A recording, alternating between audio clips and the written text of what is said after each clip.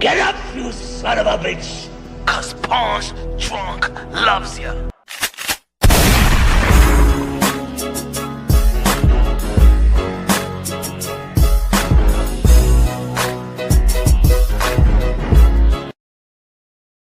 What up? What up? Y'all already know this is Punch Drunk Boxing, aka Mr. Moo.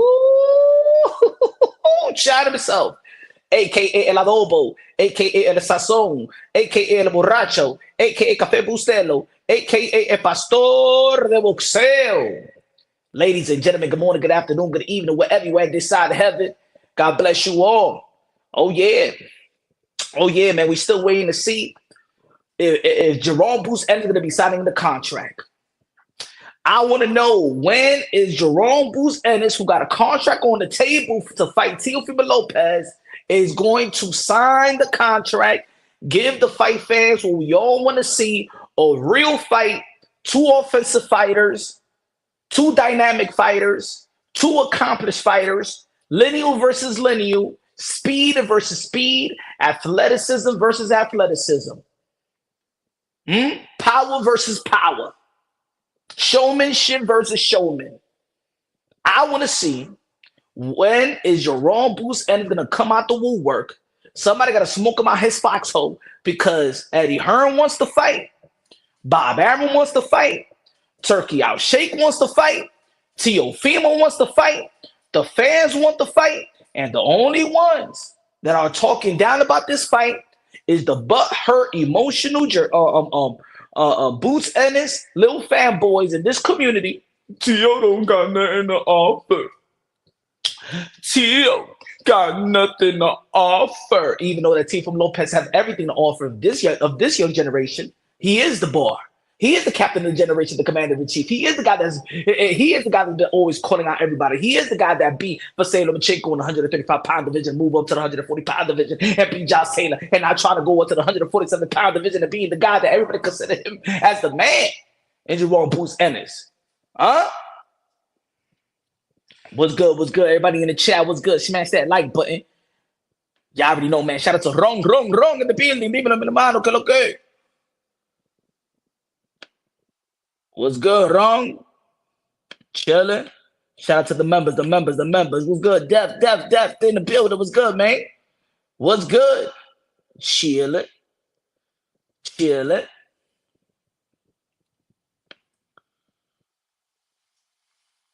But I know why. I know, and you guys know why. Why Jerome Boots Ennis is probably not signing, probably going to be reluctant, probably going to maximize his dollars, maximize his, because what's on the table, because at the end of the day, there's only one guy on the table. It's only one contract. And Eddie Hearn is a realist. Bob Arum is a realist when it comes to, Eddie Hearn said, there's a lot of money. There's a lot of money for Jerome Boots Ennis. Come on. Everybody been giving credit to Turkey Out Shake. Everybody been talking about the money that Turkey Out Shake could provide. So the money ain't the problem. The promoters ain't the problem, right? We got into the point right now in the sport of boxing where before, several years ago, we was talking about this side of the street. This side of the street don't want it. This other side of the streets don't want it. All the hurdles in the sport of boxing has gone away. Thanks to Turkey Out Shake. I mean, there's a couple of still hurdles and stuff like that, just like the David Benavidez and the potential fight with David Benavidez and Dimitri Bivol. Yeah, at the end of the day, I don't think that a lot of people was mad because they wanted to see the trilogy between Beterbiev and Bivol. There was a hiccups even trying to make that fight. Let's not forget that the WBC did not want to sanction that fight, right? And because of Turkey Out Shake influence, it made Mauricio Sudamon, the president of the WBC, say, you know what, I will do it. I will have their fight. I will sanction their fight. Turkey Out Shake is my friend. He's from the Middle East. He give me the money. He give me money. I give everybody money. Everybody good. Everybody right.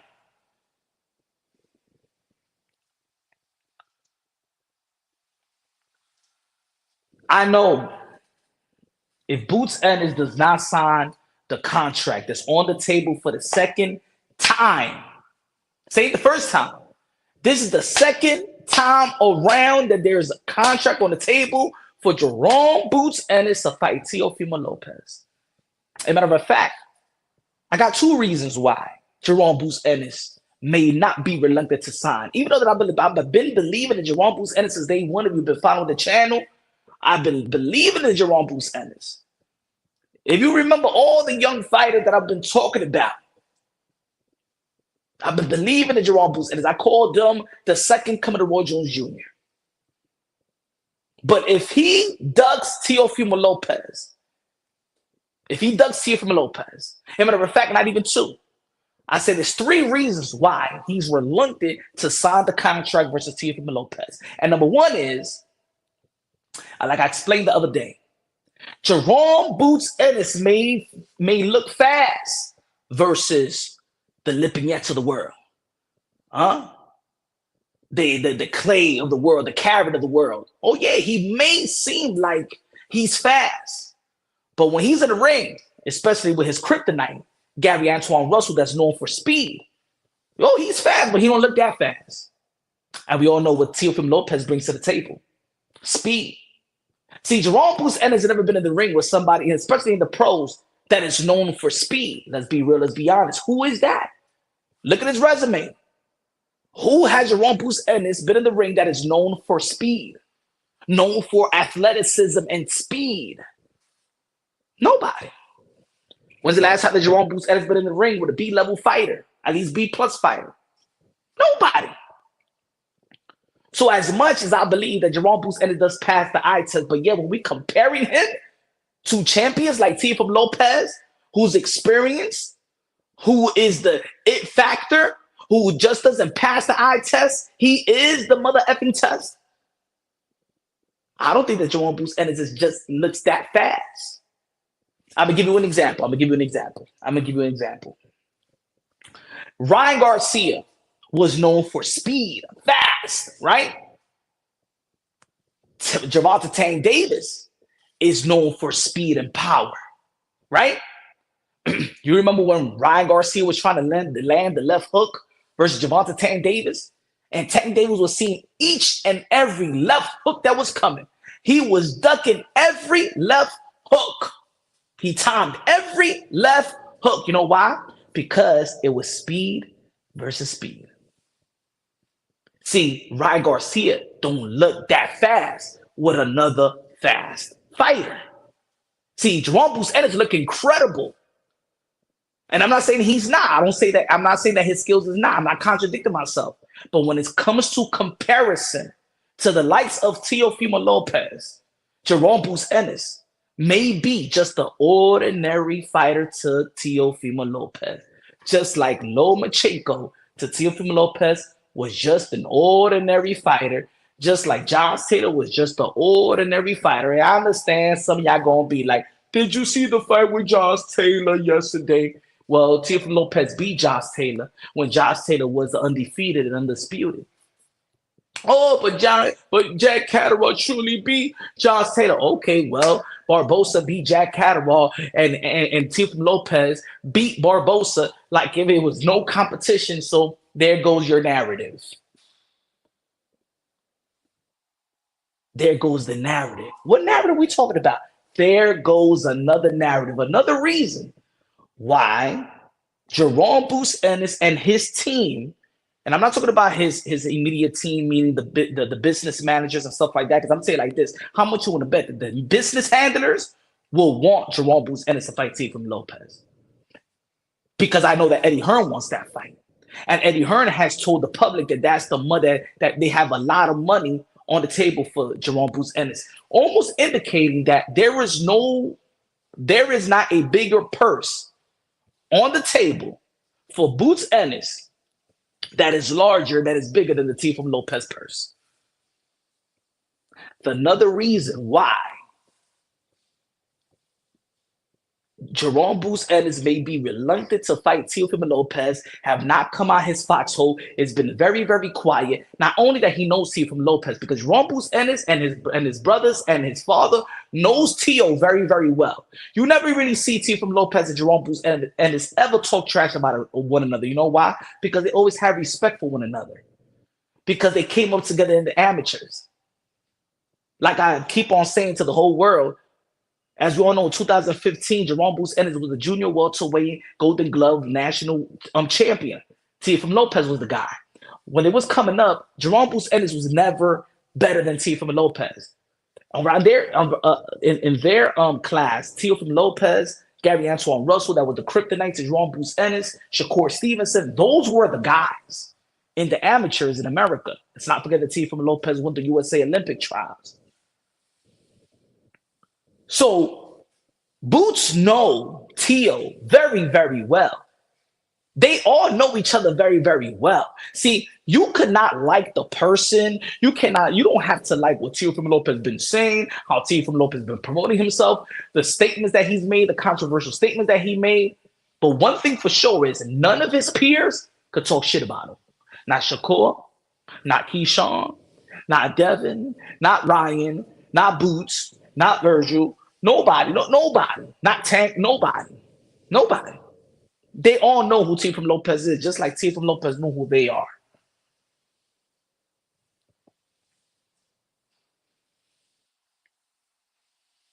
Boots Ennis knows that how special he looks to a lot of people fighting ordinary fighters, C-level fighters that's not known for speed. He knows he's stepping in the ring with Teofimo Lopez. And what's the narrative of Teofimo Lopez? What's the narrative of Teofimo Lopez? When you flip it upside down, what is the narrative? The narrative of Teofimo Lopez is world known that Teofimo Lopez performs to the level of his competition. You shit on Teofimo Lopez when he performed to the level of his competition when he faced Jermaine Ortiz. You shitted on Teofimo Lopez when he faces Sando Martin. You shitted on Teofimo Lopez when he faced George Kambosos. But you can't shit on Teofimo Lopez when he faced Vasily Lomachenko because you respect Vasily Lomachenko. He's pound for pound caliber. Josh Tate at the time was pound for pound caliber. Richard Comey at the time was a respectable champion with power, which even the ESPN telecast. And Timothy Bradley and Andre Ward said that was nearly a 50-50 fight. If you look at the betting odds, that was almost a 50-50 fight. Here comes Boots Ennis. What's the narrative again? That Teofimo Lopez performed to the level of his competition. If I know that, or I say that, and you say that, the world say that, the pundits say that, the enthusiasts to say that, the boxing fans and the Hong Kong boxing fans keep on saying the same narrative that Teofimo Lopez performs to the level of his competition. What type of Teofimo Lopez is going to show up versus Jerome Boots Ennis? You can't tell me that all of a sudden you're like, well, Boots is going to beat the shit out of Teofimo Lopez. No, dummy, because you told me that Teofimo Lopez performed to the level of the competition. Don't contradict yourself. That's what happens when narrative is created. And you can't withhold that narrative because that narrative is going to come back around and slap you in the ass. And I'm not talking about in a good way. You damn freaks. If that is the narrative of Teofimo Lopez, that he performs to the level of his competition, then what type of Teofimo Lopez you think is going to show up? And if everybody has the same narrative, probably including the camp of Jerome Boots Ennis, that they be on YouTube as well. Those people that be in the gym with those people that be with Jerome Boots Ennis in his gym and his dad and himself and the sparring partners come to YouTube and say that Teofimo Lopez performs to the level of his competition. So guess what? That Teofimo Lopez that Jerome Boots Ennis know, that Teofimo Lopez that won the USA Olympic trials, that Teofimo Lopez that beat Vasily Lomachenko, that Teofimo Lopez that beat Josh Taylor when Josh Taylor was somebody great. Oh yeah. That Teofimo Lopez is going to show up versus Jerome Boots Ennis. And Jerome Boots Ennis just actually became a real world champion versus Stanionis. Jerome Boots Ennis just became a real world champion versus Stanionis. He just got into the dance. A dance party that Teofimo Lopez started. A dance party that Teofimo Lopez already been the champion since 2019. What the hell Jerome Boots Ennis been doing since 2019? Because I could tell you exactly what Teofimo Lopez was 2019. We in 2025, folks. 6 years ago, the takeover already started. And to this day, Teofimo Lopez is the guy that been setting the tone for this generation. Let's not forget that Teofimo Lopez is the one that took care of Gervonta Tank Davis' dirty work because it was Tank that was supposed to be fighting Vasily Lomachenko until his business had was like, you know what?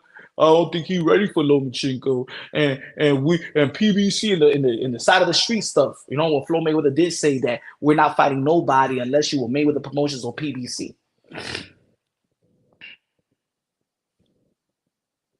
See, Teofimo Lopez might throw a monkey wrench in the progression of Jerome Boots Ennis.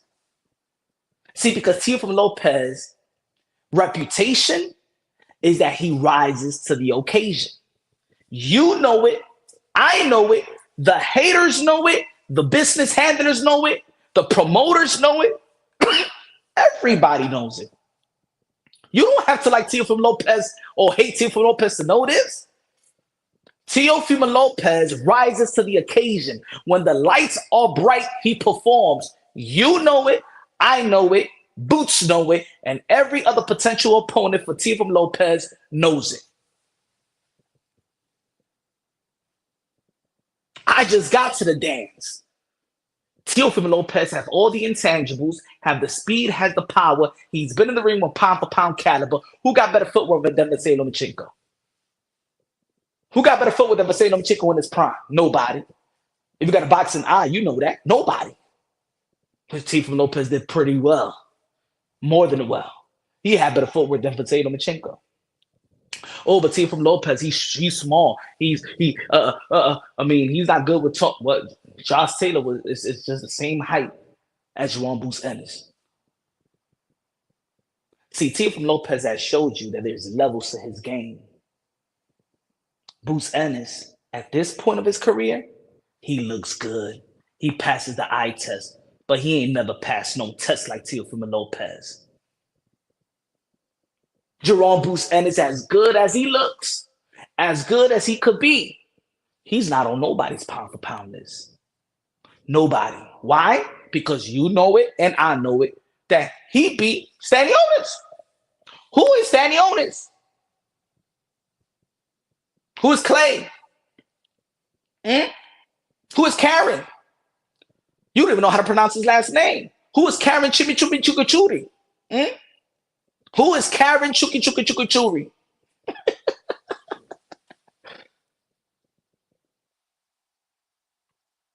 Everybody is climbing over this fight. The whole boxing world been talking about this fight. But Jerome Boots Ennis have said not one word about this fight because he knows Teofimo Lopez. Teofimo Lopez have all the intangibles, the speed, the power, the athleticism, the experience to beat Jerome Boots Ennis and make him look ordinary, just like he did the other pound for pound fighters. Say no. Bet your money on Teofimo Lopez once again, so you can lose it.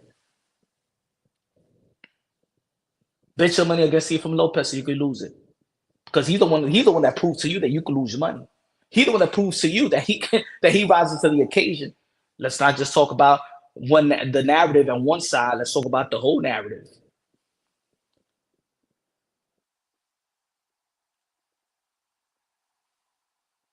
Boots, and they say if you don't sound like there's people that say, well, Boots is going to be moving up to the division. If he's moving up to the division, drop that ring lineal title. Because if I'm gonna say it like this, Turkey Out Shake, Ring Magazine, or whoever, you know it and I know it. Yes, I would like to fight with Teofimo Lopez and Jerome Boots, and I believe it's a dynamic fight, and I think that is a daring to be great, a legitimate daring to be great for Teofimo Lopez as he's doing it once again, moving up from 140 to 147 like he did from 135 to 147. He moves up, and he become a three-division lineal champion by the age of 27, 28 years old. That's epic. I think that Teofimo Lopez is the best. I don't even think. Everybody knows it. Teofimo Lopez is the most accomplished fighter in Boots' resume. Teofimo Lopez is the most accomplished fighter, the best name, and the most money for Jerome Boots Ennis. If Boots Ennis does not sign the contract, he is Puss in Boots. That's going to be his name from now on. It's not Jerome Boots Ennis. It's not Boots Ennis. It's not Ennis Boots. It's not Jerome Ennis. It's not Jerome Boots. Not Boots alone. No. He is Puss in Boots. Puss in Boots. It is no way because I can't figure it out because it makes every sense. You know when they say, oh, it needs to make sense. You remember Leonard Ellaby when he'd be like, man, if it makes sense, it makes sense. It gotta make sense. Every party from Tio's to Jerome Bruce Ennis, everybody is making sense of it. Turkey wants the fight, been mentioning about this fight since January. Eddie Hearn mentions the fight and said to the world, this is the biggest money fight for Jerome Bruce Ennis. It's on the table. Bob Arum saying since January, since last year, we're going after Boots. Teofimo Lopez is calling out Boots. This makes sense. None of these guys have opponents right now looking. Nobody has a contract on the table but Teo for Boots and Boots for Teo. If Jerome Bruce Ennis does not sign the contract, just like he didn't sign the contract with Virgil Ortiz, I think it just tells me. See, he didn't fight Virgil Ortiz. Let's not forget this. Look at the excuse that Jerome Bruce Ennis gave. And Turkey Al Sheikh was actually annoyed with Bruce Ennis not answering this email. Jerome Bruce Ennis did not fight Virgil Ortiz, Pete this, because he wanted to unify the titles in the welterweight division. Yeah, after the fight with Karen, he was talking about that he needs to move up because his power, or it's time for him to move up. He didn't move up. He went straight right back down to the 147-pound division to duck Virgil Ortiz. Let's not forget he ducked Virgil Ortiz. And maybe because they come from the same class. And he knows Virgil Ortiz. And he's seen the growth of Virgil Ortiz. As a matter of fact, Virgil Ortiz got a better resume than Jerome Bruce Ennis. And we all know that his power is legit. And we know that even his chin, that when you hit Virgil Ortiz, man, he's coming right at you. Ain't nothing easy about Virgil Ortiz. And ain't nothing easy about Teofimo Lopez. Maybe it seemed like Jerome Bruce Ennis won it easy. Maybe he see that, you know what, I could make a lot of money in the sport of boxing, especially today, not doing shit.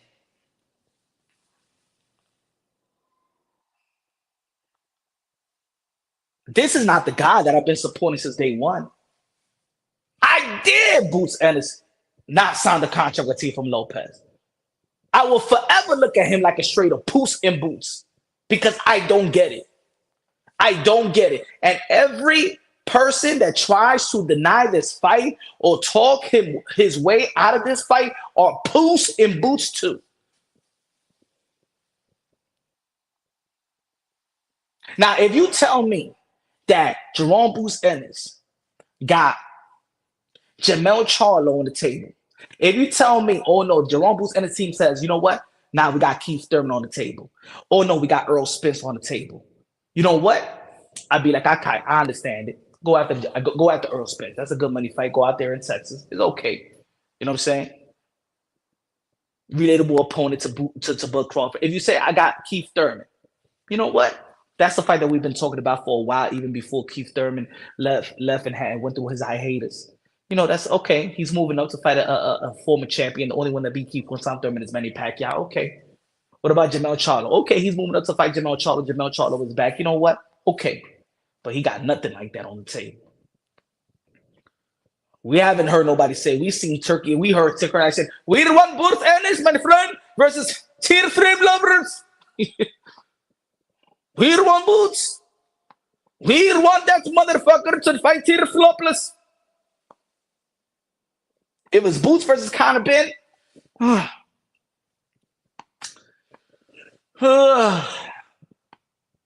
If Eddie Hearn could pull that off, I doubt they'll give, especially with Conor Bennett right now, even though that he lost to Chris Eubank Jr., I don't think they're gonna hit him with Boots.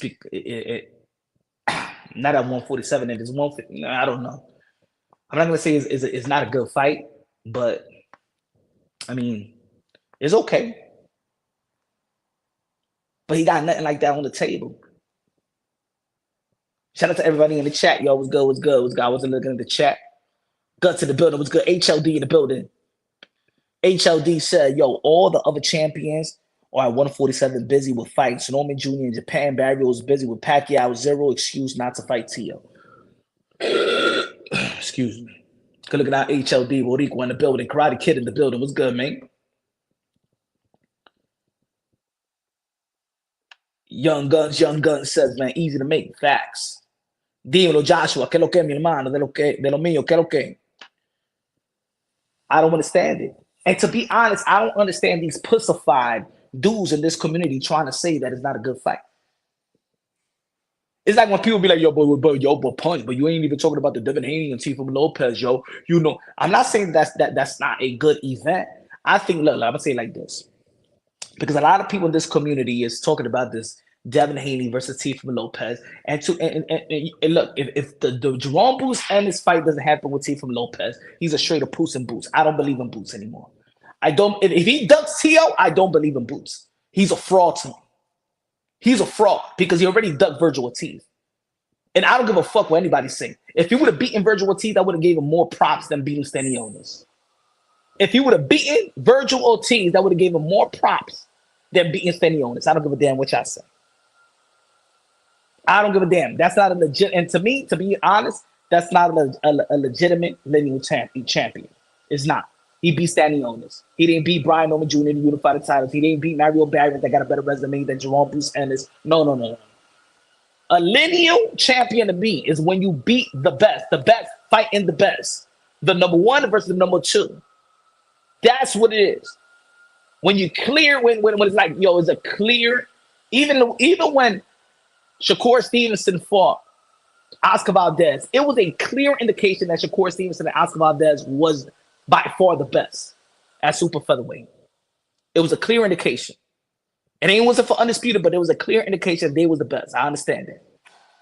When Teofimo Lopez won his lineal champion, he had to get it from Vasily Lomachenko. When he won his lineal champion, he had to get it from Josh Taylor. This guy had his lineal champion, he had to get it from Stanionis. Come on now.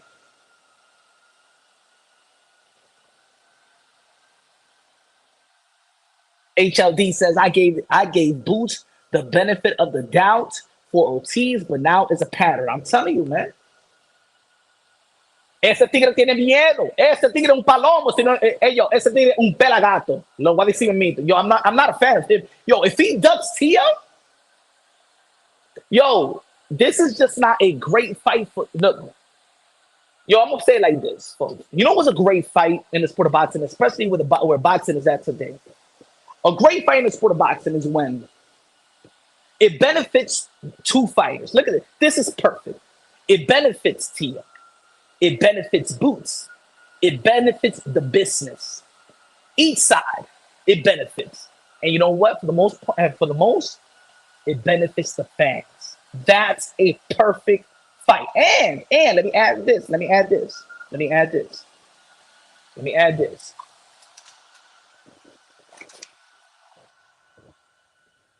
Let me add this. Yo, it also has momentum. When you have momentum, you have an undefeated fighter. You have one is a lineal, the other is a lineal. One is a lineal, the other is a lineal. The business handlers from one side want it and is happy with the purse. Eddie Hearn is happy. The other promoter is happy. The bank is happy. Turkey Al Sheikh. Timing is right.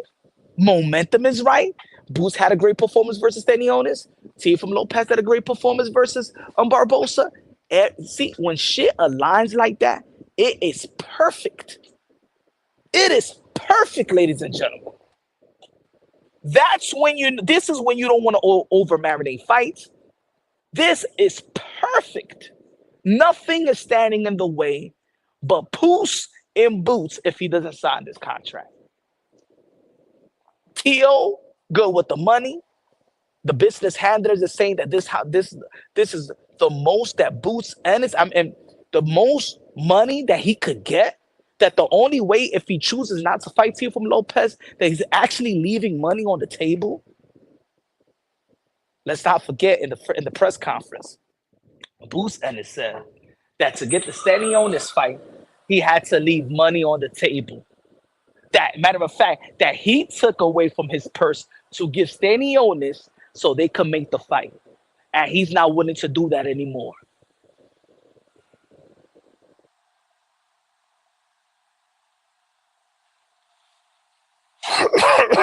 Kevin Effect in the building. What's good, man? If anybody in this community in YouTube is trying to say that this is not a good fight for Boots, ese tigre un pájaro. Tell them that Tundra Boxing said, go to whatever channel you go to IG, go to whoever talks like this fight should not happen. Un pájaro, un pelagato, uno that he takes it up theirs without gasolina. Le canta la gasolina. Anybody, any channel, any host. If you don't think that Teo versus Boots is a great fight for both fights, man, you take it up your Grand Canyon without Vaseline.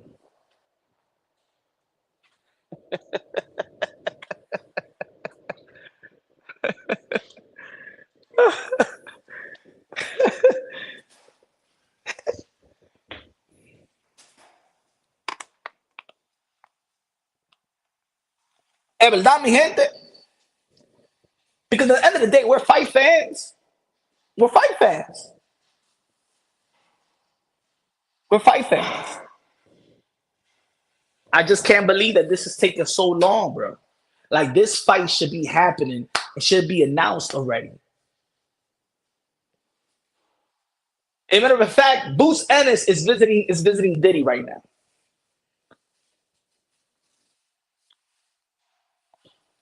Where is Boots? As a matter of fact, the next video I'm gonna make is having Boots in a milk carton. Yo, and I'm gonna tell you like this, folks. This shit pains me to say. It pains me because brothers, my people in the chat right now, I love Boots, bro. I love the way that Boots fight. Boots is one of my favorite fighters.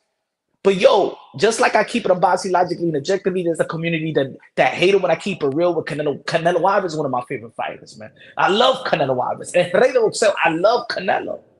But the way that he moves now when it comes to David Benavidez, it's like, folks, let me say it like this. Because people may be new to the channel and stuff like that. Everybody knows from the beginning, my favorite fighters, right? I was a fan of Deontay Wilder. But the way that he was acting after Tyson Fury whooped him, I couldn't get behind that. I couldn't get behind that crazy that crybaby shit. I couldn't. You would think that I hated Deontay. No, I was a Deontay Wilder fan. Go look at every prediction I made with Tyson Fury and Deontay Wilder. I wasn't a Tyson Fury fan. To this day, I'm not a Tyson Fury fan. I just didn't I couldn't enable and represent Deontay Wilder as a fan, him acting like that and coming with those dumbass excuses. Everybody know I'm a Keith Thurman fan. I did a video that Keith Thurman was kidnapped, that the real Keith Thurman is still in Nepal. I didn't like over time how Keith Thurman was acting when Earl Spence was around. Because I came to be honest, when I started in this community, it was me debating other Earl Spence fans. It was a Keith Thurman versus Earl Spence thing when I walked into this community. But then it got like, people either, but your boy Thurman is scared of Spence. Your boy Thurman is scared of Spence. But over time, you like, Diablo, look how the way his mood changes when it's time to talk about Earl Spence. For how many months in a couple of years I've been saying you can't shame Canelo Alvarez with David Benavidez. David Benavidez only fought Anthony Durrell. David Benavidez haven't done nothing. It was David Benavidez that you know what I'm saying, that he got stripped not once but twice. You know what I'm saying? That's David Benavidez for. You can't shame Canelo Alvarez. You can't shame Canelo Alvarez. But I always thought that Canelo Alvarez was going to come back around. That if David Benavidez actually does what Canelo Alvarez has insinuated for him to do in terms of building your profile, fighting other fighters. When David Benavidez did beat Caleb Plant, did beat Demetrius Andre, did go up and fight Alexander, then beat Anthony Durrell, a guy that was supposed to be the next quote-unquote boogeyman in that 168-pound division. All right, 4 fights in. All right, now Canelo Alvarez. Ya dale chance a ese tigre. Give David Benavidez a chance because now I truly want to see the fight. I just couldn't shame you with David Benavidez. But come on now. That's the only fight I want to see you. I'm a Canelo Alvarez fan. I think that Canelo Alvarez would have still beat David Benavidez. But now, the way that you move it, I never heard Canelo Alvarez talked about his height, like if that's a disadvantage, because Canelo Alvarez always was the smallest guy. He never indicated that height is what kept him from being great. I never heard about Canelo Alvarez trying to talk, trying to, you know what I'm saying? Oh, he rehydrates 25 pounds and stuff like that. I need this enormous money. See, all this because you don't want to fight and the pressure of fighting David Benavidez. He started coming with these excuses that he never came with excuses. He didn't care about people's weight like that. He didn't never mention money. When does Canelo Alvarez ever mention money before David Benavidez? He is the bag. He never had to mention the money.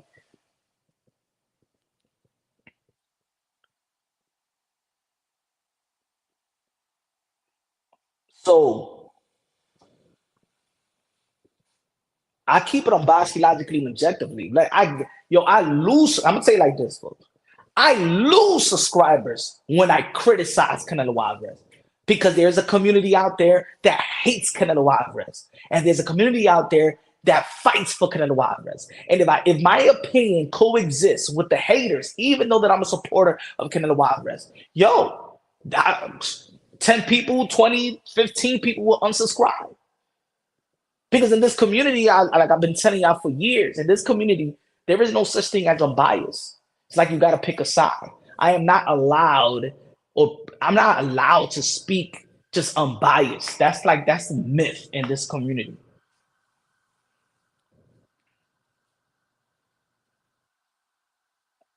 You know what I'm saying? That's a myth. I can't give props to Al Heyman. I can't give props to PBC because there's a community out there that hates PBC. And if you talk good about PBC, they don't want to subscribe to you or they unsubscribe to you because there's a narrative out there. There's a narrative. There's a community out there that hate PBC.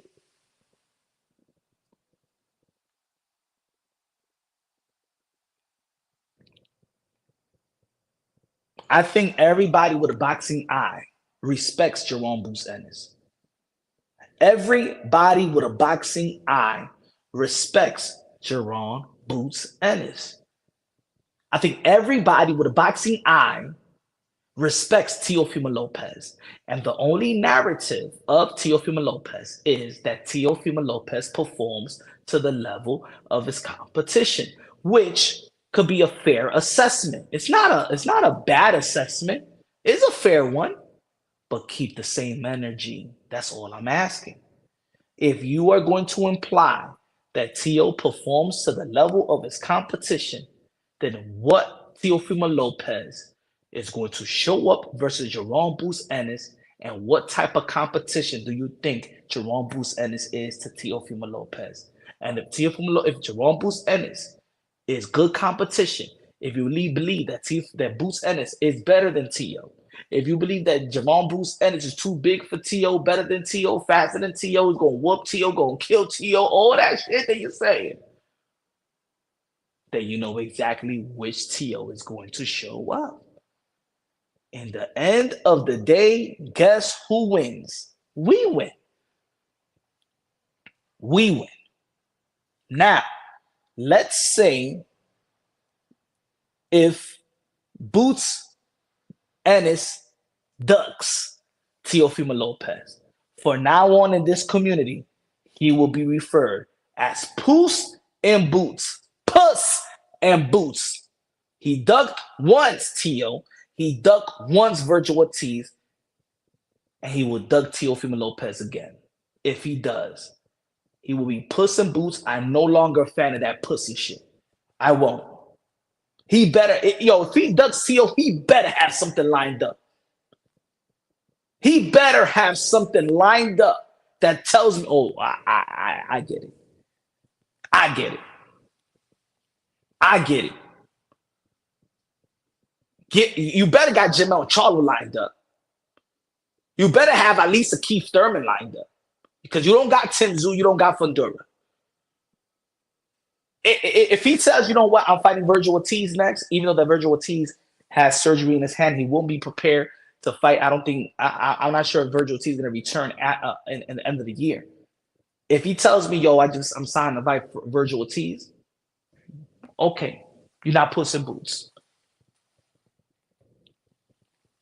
If you tell me that you fighting Joey Spencer next,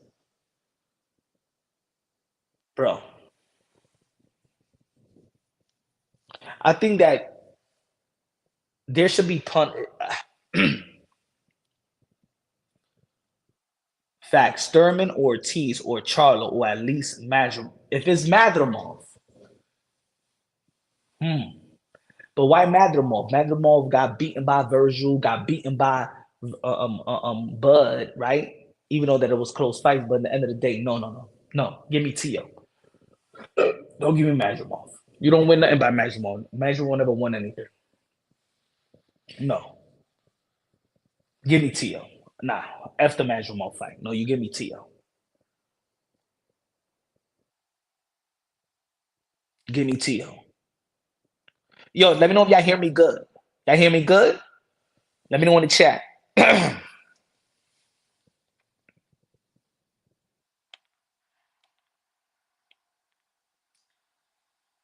Let me know in that chat. Y'all hear me good?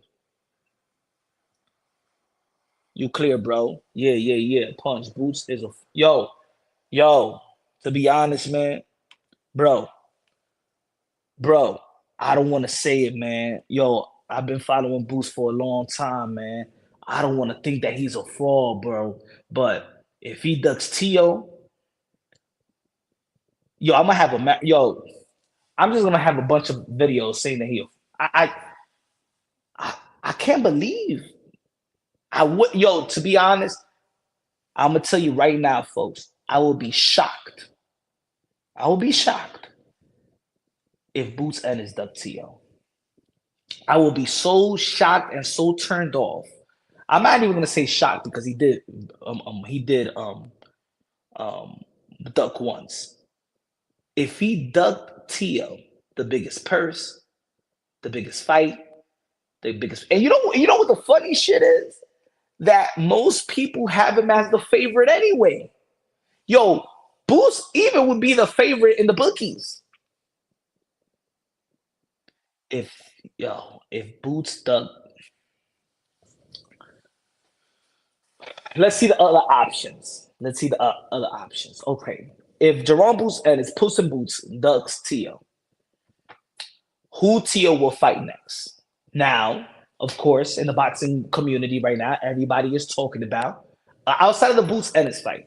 People talking about Devin Haney versus Teofimo Lopez. Now, of course, we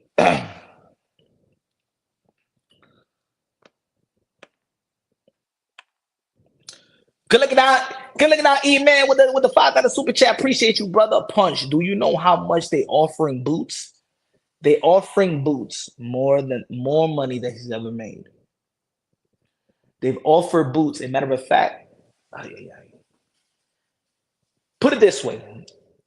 Put it this way. They have everything is lined up for Boots. Put it this way. E-Man, I'm telling you, everything is lined up for Boots. Everything. Like this is Tio truly want to be great. This is once again Tio giving up something. And this is what Boots team may not want to say.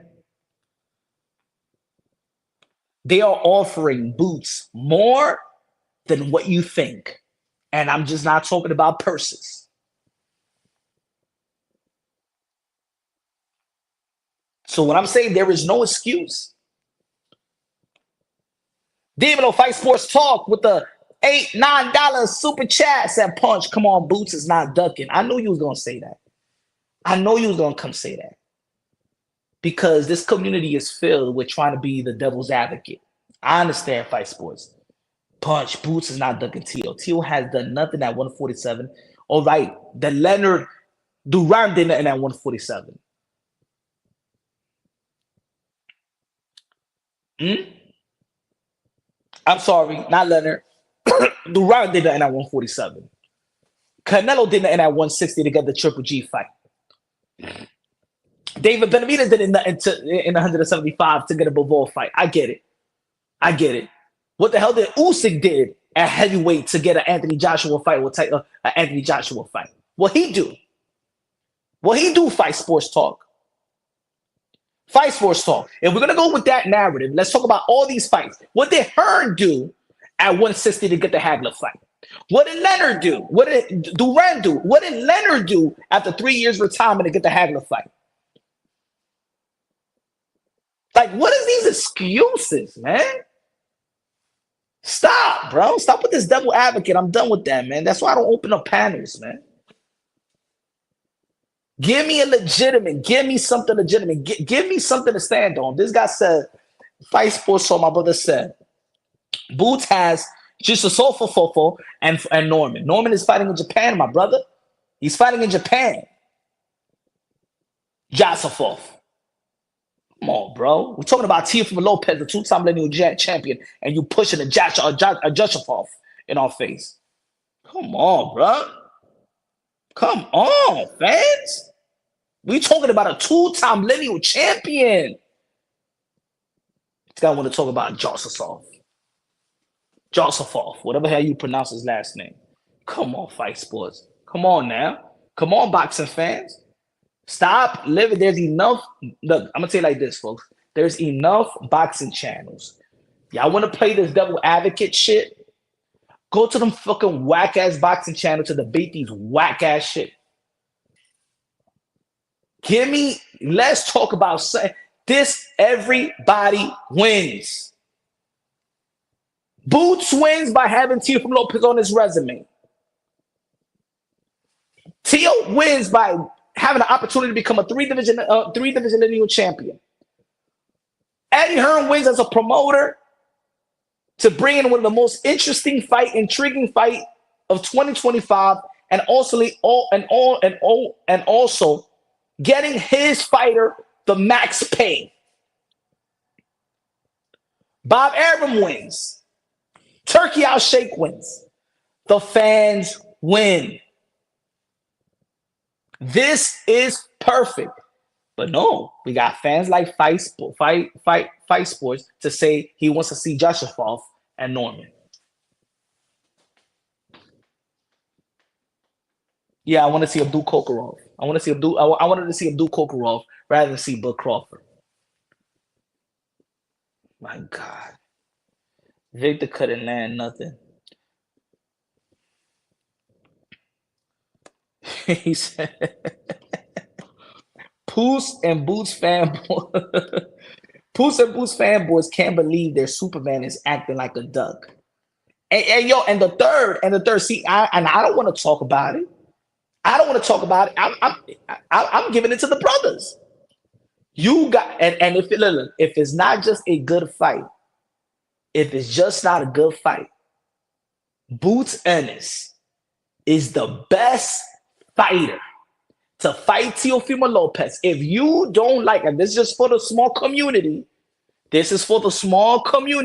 that don't like the racial undertones of Teofimo Lopez.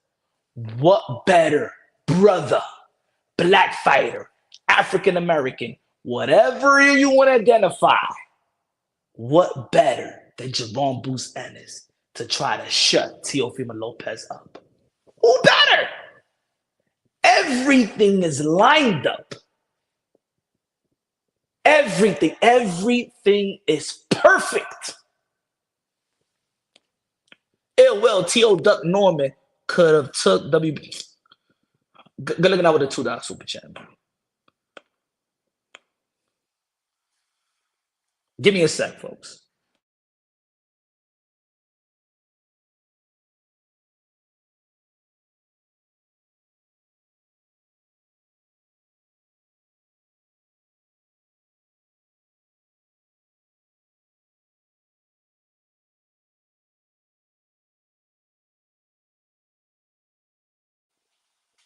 People want to move away. People want to move away from the actual Dímelo, Mora, Mora in the building. Dímelo, Mora, Mora, Mora.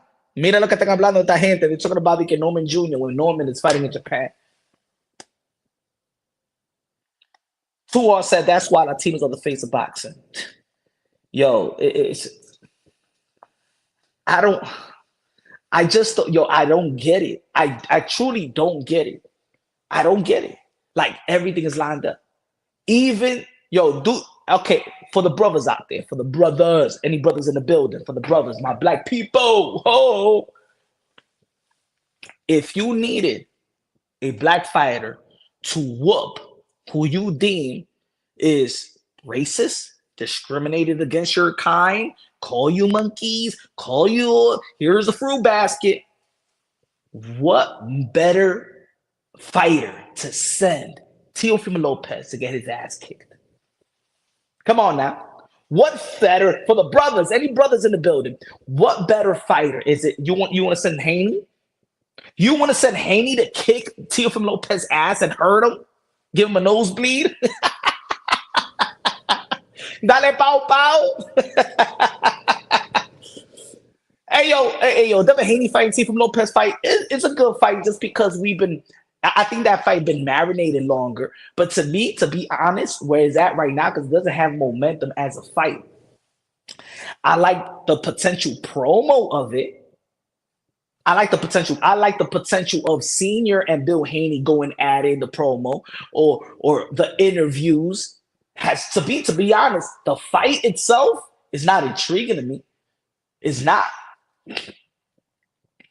Maybe because of the way that Devin Haney performed his last fight and we're slaves to the last performances and stuff like that. What they say that you was just as good as your last fight, and maybe that's the reason why the Devin Haney fight is not intriguing to me right now. It used to be more intriguing, but right now all I have in my mind is all I have in my mind.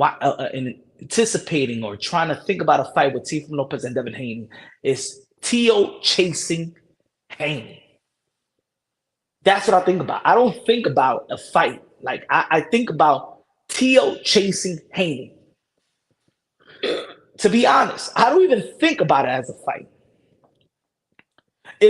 Would Tio catch Haney? That's how I think about this fight.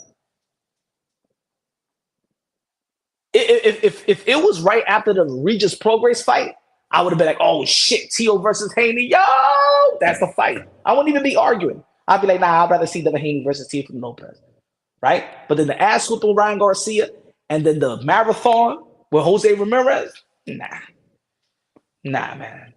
I know what Devin Haney and the Haney team want. They want a payday. They don't want to fight. They don't want to fight to win. They want that last good payday probably with Teofimo Lopez, and they're gonna run their ass off. And I don't want to see that. It does. As a fan, I don't win. I win with the promo. I win with the promo, and I get it. It's like WWE. Like Ric Flair is a great promo, but he ain't a better wrestler than Shawn Michaels. I get it.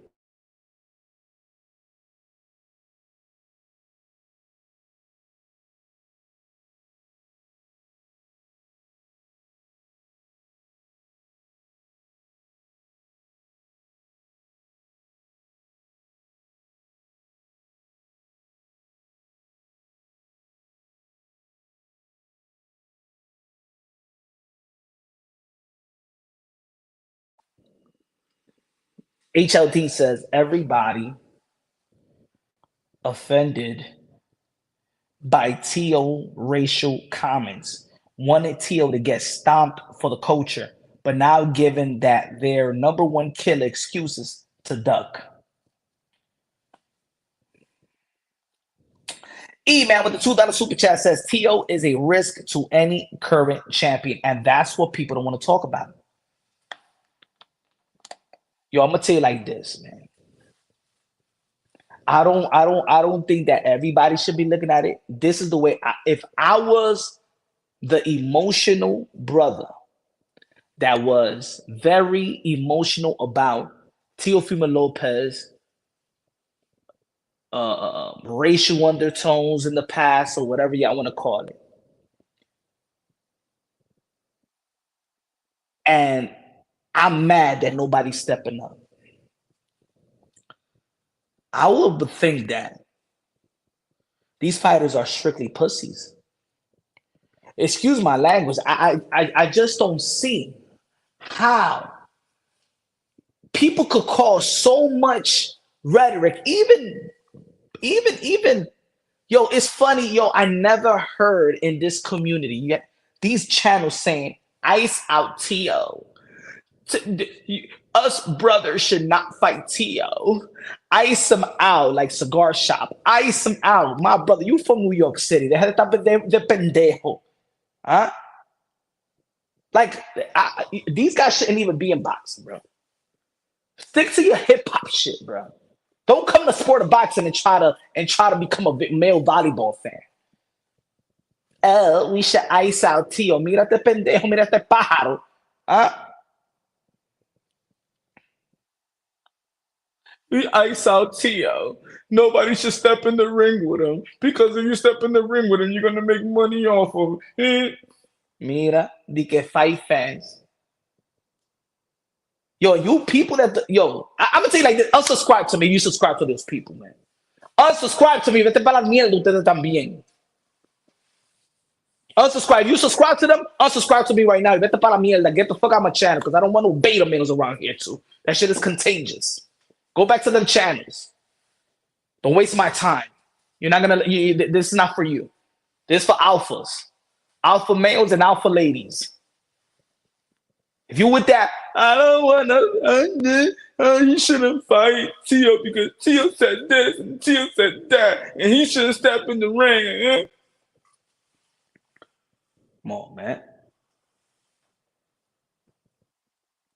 Steady Games with a $2 super chat. What's good, bro? Appreciate you, brother. But let's say if Jerome Boots Ennis does duck Teofimo Lopez, and now his name will be Poos and Boots, what would be lined up? What would be a good fight? Would it be Teofimo Lopez versus Rolly? Would it be Tio versus Haney? Now, if it's Haney versus Tio, that's a fight that's been talked about for a long time. It got a good storyline. I don't mind the fight. Okay? I'm gonna be real, I'm gonna be honest. Like I said, I don't like the momentum of it because of Devin Haney, the way that he ran like a bitch. But I believe. Yeah. I just don't understand why Devin Haney run like that. That's what it is. I don't understand why Devin Haney.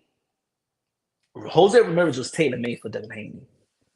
I think that Devin Haney got speed. I think that Devin Haney got good footwork. I think that Devin Haney got a great structure. I think his body is strong. I think that Devin Haney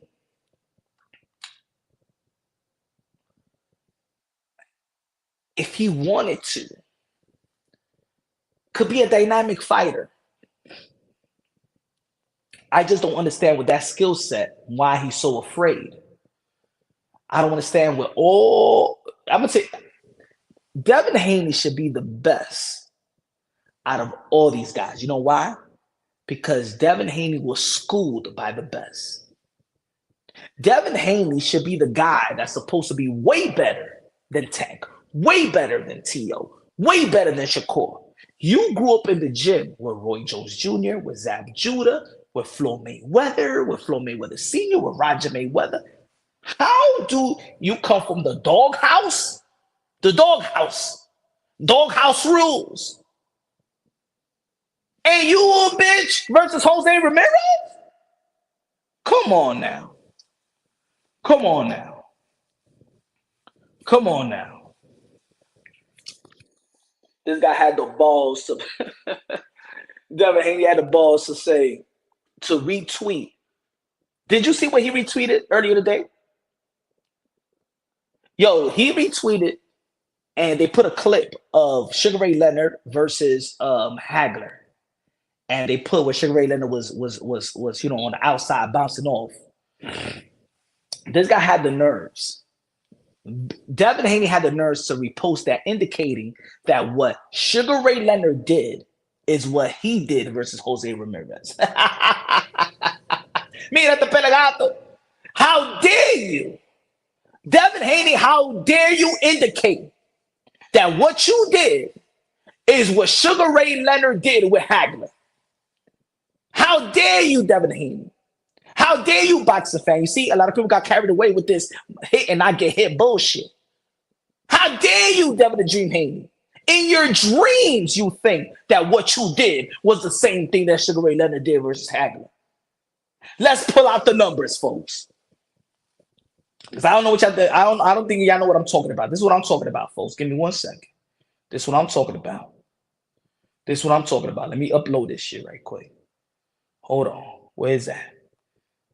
And I did a video about this. And I was about to upload it. I'm upload it after the live. Let me take this thing out of the way. Devin Haney reposted this. Somebody sent it, so he reposted this on Twitter, and it says, "Is this running or boxing? Because when Floyd did it, it's running." I'm going to say this, and I've been saying this for years. You asswipes. You better stop comparing Devin Haney to Floyd Mayweather. All right? Devin Haney is nothing like Floyd. He's nothing like Pretty Boy, and he's nothing like Money Main. Money Main, most boringest fight, is the most exciting fight compared to what Devin Haney showed versus Jose Ramirez. That's number one. Don't ever compare. Don't ever disrespect Floyd Mayweather in comparing Floyd Mayweather to these guys. Don't ever do that. I don't care how much you hate Floyd Mayweather. I don't care if you hate Floyd Mayweather because they have narratives and you're a Manny Pacquiao fan or you're a Canelo Alvarez fan. And because of this community, they like to put people against each other and it's tribal and it's divided. Don't ever disrespect Pretty Boy Floyd Mayweather to no damn Devin the Dream Haney. Please don't ever disrespect Floyd Mayweather like that. As a matter of fact, Floyd Mayweather, I'm going to tell you like this, folks, whether people like it or not. Floyd Mayweather was so good. Floyd Mayweather was so great that there's two Floyd Mayweathers. Floyd Mayweather was so good and great that we talk about Floyd Mayweather like he's two different people. It's almost like Kobe Bryant, the 24 Kobe Bryant or the 8 Kobe Bryant. Kobe Bryant was so good. We're talking about Kobe Bryant when he's not with Shaq or when he's with Shaq. We talk about Floyd Mayweather like this. He's got two different type of careers. You slice them up, and two guys heading to the Hall of Fame. You slice up Floyd Mayweather in half, and Pretty Boy Floyd's going to the Hall of Fame, and Money Mayweather's going to the Hall of Fame. Don't you ever compare Floyd Mayweather to these guys. And look, I'm not saying that every fighter got to be exciting like a Toro Gotti. I'm not saying that everybody got to be like on some. I'm not saying that.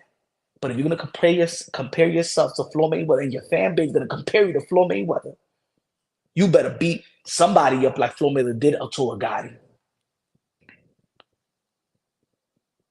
See, Devin Haney would never stand up to a guy like Chop Chop Corley the way that Floyd Mayweather handled that. You would never take the risks like that. You took it with Ryan Garcia, but look how that left you. Hold on, let me put this on. All right. Now, Devin Haney would repost this because he knows that a lot of people are saying that he runs like a bitch, that he runs a marathon. That's the reason why Devin Haney reposted this. Let's bring out the numbers. And y'all know that I do my own copy box, but I didn't have a channel to do my own copy box. These are the numbers. Give me a second. These are the numbers of Sugar Ray Leonard versus Hagler. The final copy book stats show Leonard landing 306 of 629 total punches, 49%. 306 of 629 total punches, 291 of 792 was for Hagler.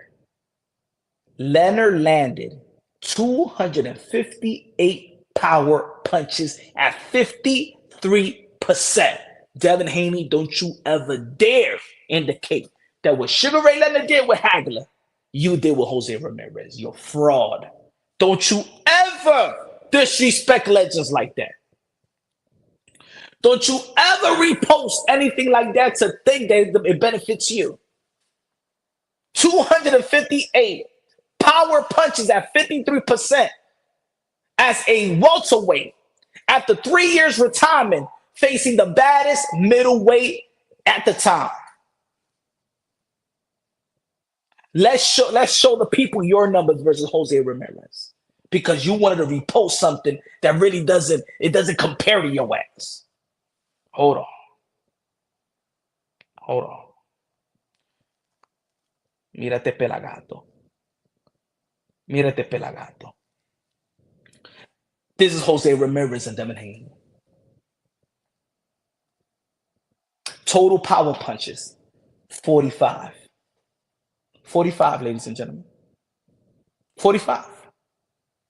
12 rounds, 45. 70.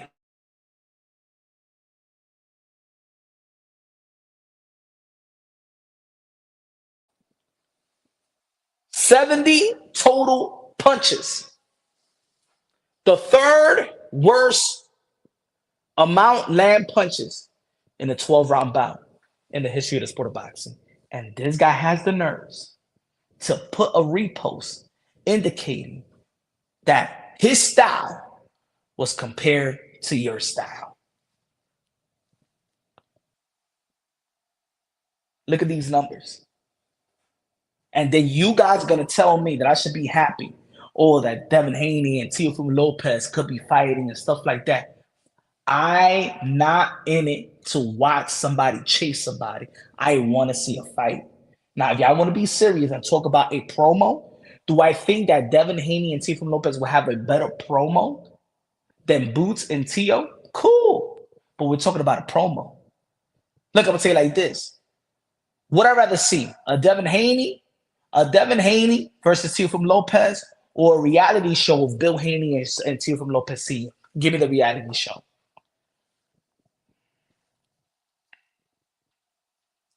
Boots don't mention nobody.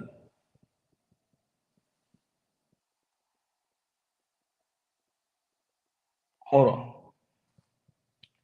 And for the people in this community that be like, yo, Punch, but why you don't keep it consistent? You always going that Devin, and you. William Score is a bitch too. William Score is a running, scared marathon runner bitch as well. It's not about Devin Haney. Devin Haney just high profile. And there was an anticipation to Devin Haney. There was no anticipation for William Score. We know what William Score was all about. William Score was sacrificed just to get the belt for Canelo Alvarez to put on the line versus Terence Crawford in their matchup. We didn't expect nothing from William Score. We didn't give a damn about William Score. He was a waste of time. So we don't waste our time with William Score. We don't have any anticipation. We don't have no matchups for William Score. We don't give a fuck about William Score before and after. Matter of fact, we didn't give a damn before the fight with Canelo Alvarez and after the fight with Canelo Alvarez. So we don't stay stuck on William Score. Thank you. Be gone. Thank you for your services for that night. Be gone. Not even the Mexican people wanted to see William Score. Canelo Alvarez, what was it? What was the pay-per-view? The pay-per-view buys? 110K? Nobody wanted to see that either. But for the people out there, hold on.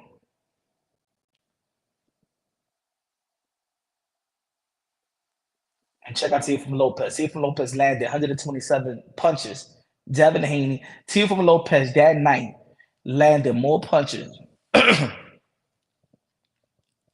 Landed more punches than Devin Haney and Canelo Alvarez put together.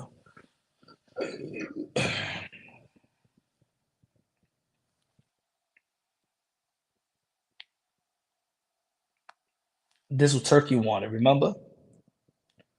So not forget what Turkey wanted. Turkey wanted Boots and Teofimo Lopez and the winners meet. That's what Turkey wanted. That's what the bank wanted. Right?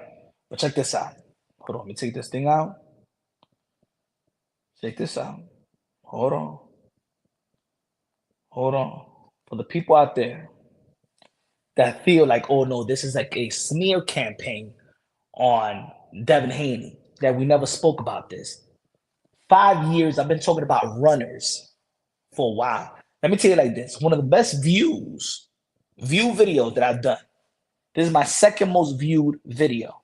When I went in, pause on Rigger Down. What did I say? This is August 15th. Go check out that video. It's still up. So y'all won't say that this is like a smear campaign on Devin Haney or this is a Latino and black thing or nothing like that. Porque ese tigre es Latino también. Cubano, más cubano. Y ese Latino is more closer to me than anything else. Right? I said Guillermo Rigondeaux banned from televised TV. After the Casimero fight, I never want to see that guy in TV again. The only thing that I felt sorry for him is when it happened with the barbecue stuff, with the frying pan or whatever that happened and stuff like that. And I'm glad that he's all right. But before that, I never want to see Rigondeaux ever again. After that Joe Rio Casimero fight, mira que se vaya para la mierda ese tigre. I never want to see him again on TV. There was nobody in my go to my chat. There was nobody trying to say, yo, Punch, you racist. Yo, Punch, you don't like the brothers, yo. Yo, Punch. No, se quedaron callados esa gente. Everybody, most of the people, they loved the video and everybody interacted with the video and everybody agreed with the video. And the brothers agreed with it too. And the other Cuban agree with too. Latinos agree with it. Chinos agree with it. The whole world of boxing agree with it. No, but when it comes to Teofimo Lopez, I know it's hit, and I know when it comes to Devin Haney, it's hit and I get hit. You guys don't understand the sport of boxing. It's hit and I get hit. Y'all don't know shit. Fuck out of here, bro. We don't want to see that shit.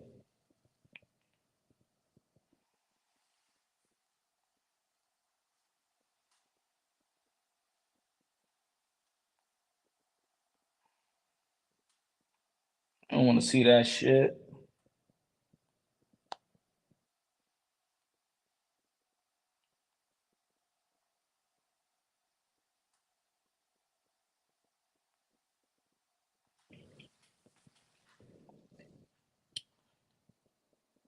But anyway.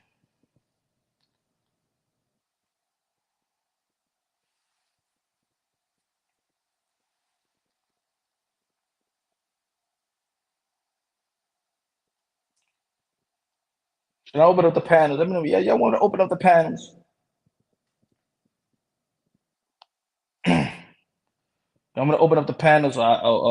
Tomorrow we go live. We go live tomorrow. Y'all want to open up the panels? Anybody got something to say? Say it right now. Forever hold your peace. Canelo retirement coming soon. Tio versus Boots punch. Man, I don't know. Boots is hiding right now, bro. Boots is hiding right now. Hold on. Boots is hiding right now, and that got me like, I don't understand. I don't understand, bro. This is like a match made in heaven.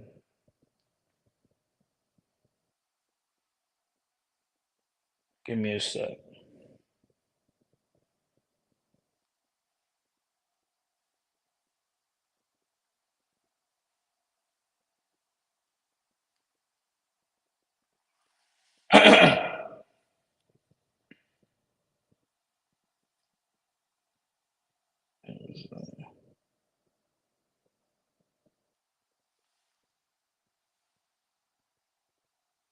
Ahí, vamos a ver quién quiere hablar de boxeo. Real quick. See other people's opinion. Let me see if my opinions is wrong.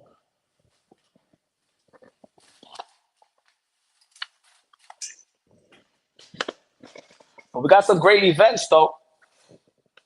We got some great events coming to fruition. You know?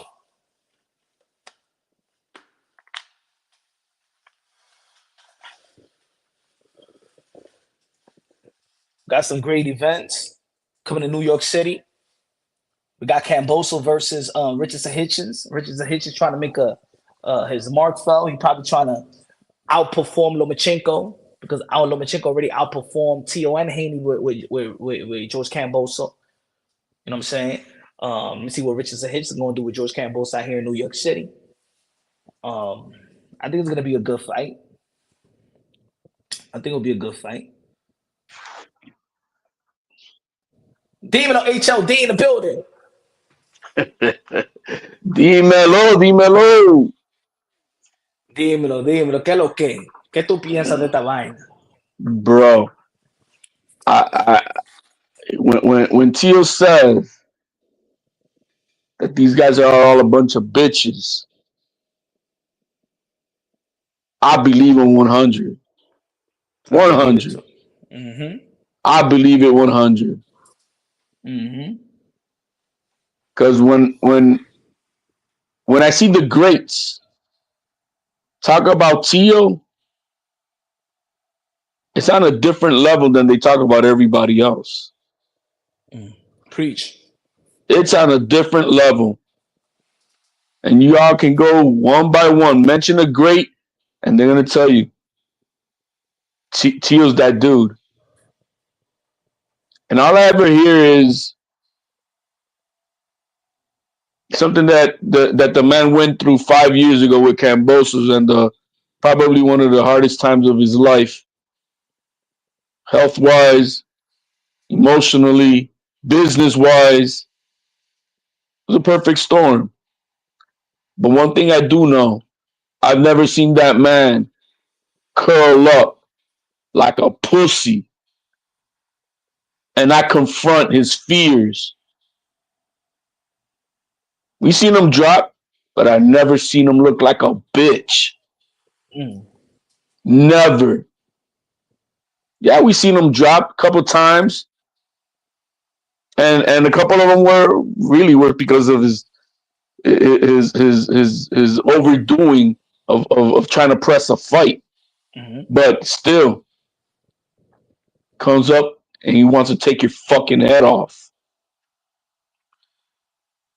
Yo, you know what? You know what? I never, and you know this, I never like to attack fighters making their money. I always say I buy the pay-per-view. I want the fighters to be compensated well. They sacrifice their life, blah, blah, blah, blah, blah. Finally, I've come to understand those that I used to disagree with. And now I understand. I think that too many has made too much money not fighting the fight.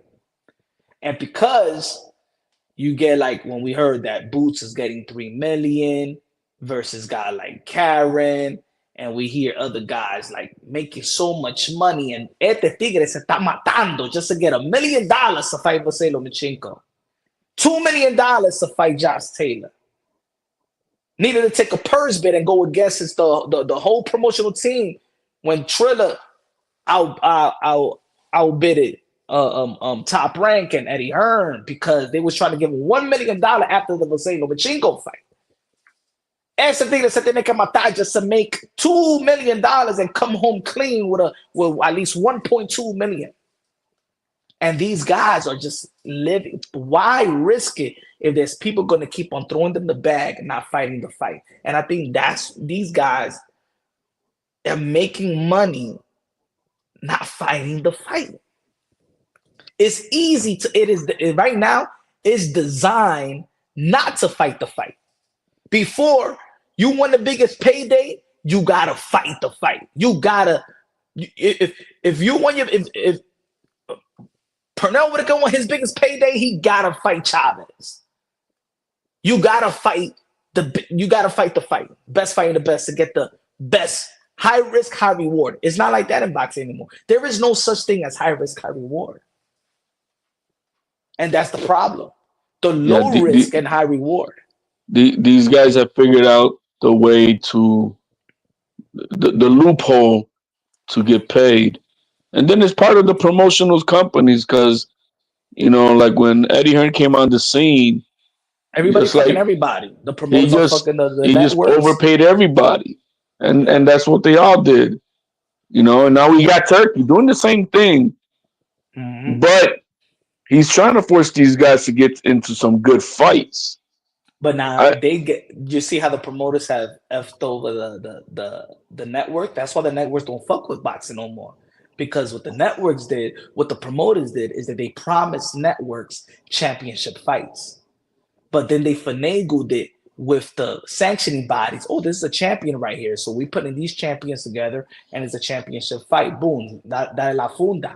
When the networks understood that they was getting played by the promoters, that's when the networks, all the networks in America saying, F you to boxing. You guys played us. This is bad, man. It's bad.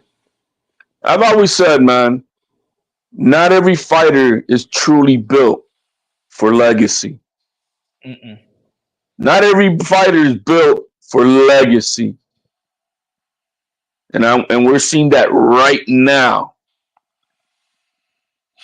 with this guy who who who who you've given a lot of praise to, Mm. and I always giving him a benefit of doubt that this guy's a phenom, that this guy is what it is. Bro, can you imagine Roy Jones Jr. acting like a bitch like this? Man. See, there's a difference in character. We can compare maybe styles, but nah, man, not when it comes to the characters. Ain't not the same. Let me get You this. Let just me get this super chat. Hunter of the Hunt, con los 20 pesos, the super chat, Exciting Party K. Con los $20. Good looking out, Hunter of the Hunt. How you doing? How you been, bro? He said, what up, Punch? I don't think Boots afraid of Tio at all. I would rather Boots fight Tio. I think Tio beats the rest of them. So I don't agree with you, but you still my guy. We all good. We good. We good. we We good. good. We good, Hunter of the Hunt. But you know what? When I say afraid, I don't ultimately say that a man in boxing is afraid of another man. I feel what people are afraid of is their stock. They're afraid to lose the stock. They're afraid to lose the fan. They're afraid to lose momentum. Because in boxing, when you lose a lot. This ain't the NBA. You just lose the game, you go to the next one. No, in boxing, when you lose, you could be making $3 million. And if you lose and you're not a como like a Canelo or maybe even Ryan, you go back making thousands and low in the low six figures. You stand to lose a lot. And it's not only the fighter, it's the business handlers that lose a lot. Do you know how much it took for Boost to be in the position that he's at right now? Do you know how much it takes for these fighters to be in the position that they are right now? Can you imagine how many money that's been invested? So they in boxing, you could lose it all. That's what they're scared of. They're scared that Tio, who upsets the car, Tio, who proves it wrong, Tio that shows up when the lights is bright. See, the thing is, you can't pinpoint which Teofimo Lopez is going to show up. You don't know when the elite working on all cylinders Teofimo Lopez is going to show up. But what most people know, enthusiasts, fighters, fans, hardcores, pundits, legends, they all have the same narrative that Teofimo Lopez performed to the level of his competition. So you know damn well which Teofimo Lopez is going to perform versus Jerome Boots Ennis. Is Jerome Boots Ennis, who just became a world champion right now versus Danny Ennis, are they ready to take that hit? I'll give you an example. Look at Subriel Matias. Subriel Matias went from the boogeyman to what? One loss. He went from all of this, all this potential. Matter of fact, before Subriel Matias was finally in power, they were saying that Subriel Matias is going to kill Teofimo Lopez and Devin Haney. Mira cómo cambió la cosa. Big time. Big time. That's what they're scared of, Hunter of the Hunt. They're scared to go through what Teofimo Lopez went through. They're scared of that. Do you know how many years it took Teofimo Lopez to get back to make him? Remember, Tio lost to Cambosa. He didn't make $1 million fighting Pedro Compa. He didn't make millions fighting Sando Martin. It took Teal 2 years. Uh-huh. to Teofimo Lopez 2 years to go back. Now think about the managers and think about this. And look, if he was not going to fight Josh Taylor, he was not going to make those $2 million. Just Hunter to of the get back Hunt to the is. minimum. I'm sorry. No, go ahead. I'm saying Hunter of the Hunt is one of our guys, and but I feel like he probably doesn't understand the whole situation that's going on. The thing is this is not about whether you think Teo could be Boots or Boots could be Teo. This is not the argument. The argument is that Boots wanted to stay at 147 for unification, and granted, I respect that. He avoided Ortiz to stay at 147. The thing is, at this current time, the other two champions are busy. Norman Jr. has a fight in Japan. We all know that Barrios is fighting Pacquiao. Boots has no other fight lined up until Turkey just last week ordered in the middle of the press conference of Edgar Berlanga and Shiraz, in front of God and everybody, he told Eddie, make the Boots versus Teofimo fight. He sent them the offer. The offer is the most amount of money he's ever going to have made versus Teo. There's no excuse not to face Teo. He's only sitting on the couch as we speak. So there's no reason why Boots does not fight Teo. And there's added ammunition for it. With all the narratives of Teo's comments, wanting to fight him for the culture, stomp a hole in his chest, right? There's other factors, but he has his biggest bag ever. His biggest bag is not versus a Norman Jr. His biggest bag is not versus a Barrios. It's versus Teofimo Lopez. And all we hear is excuses. We hear Eddie now, just last month, what did we hear after the press conference when he beat Stanionis?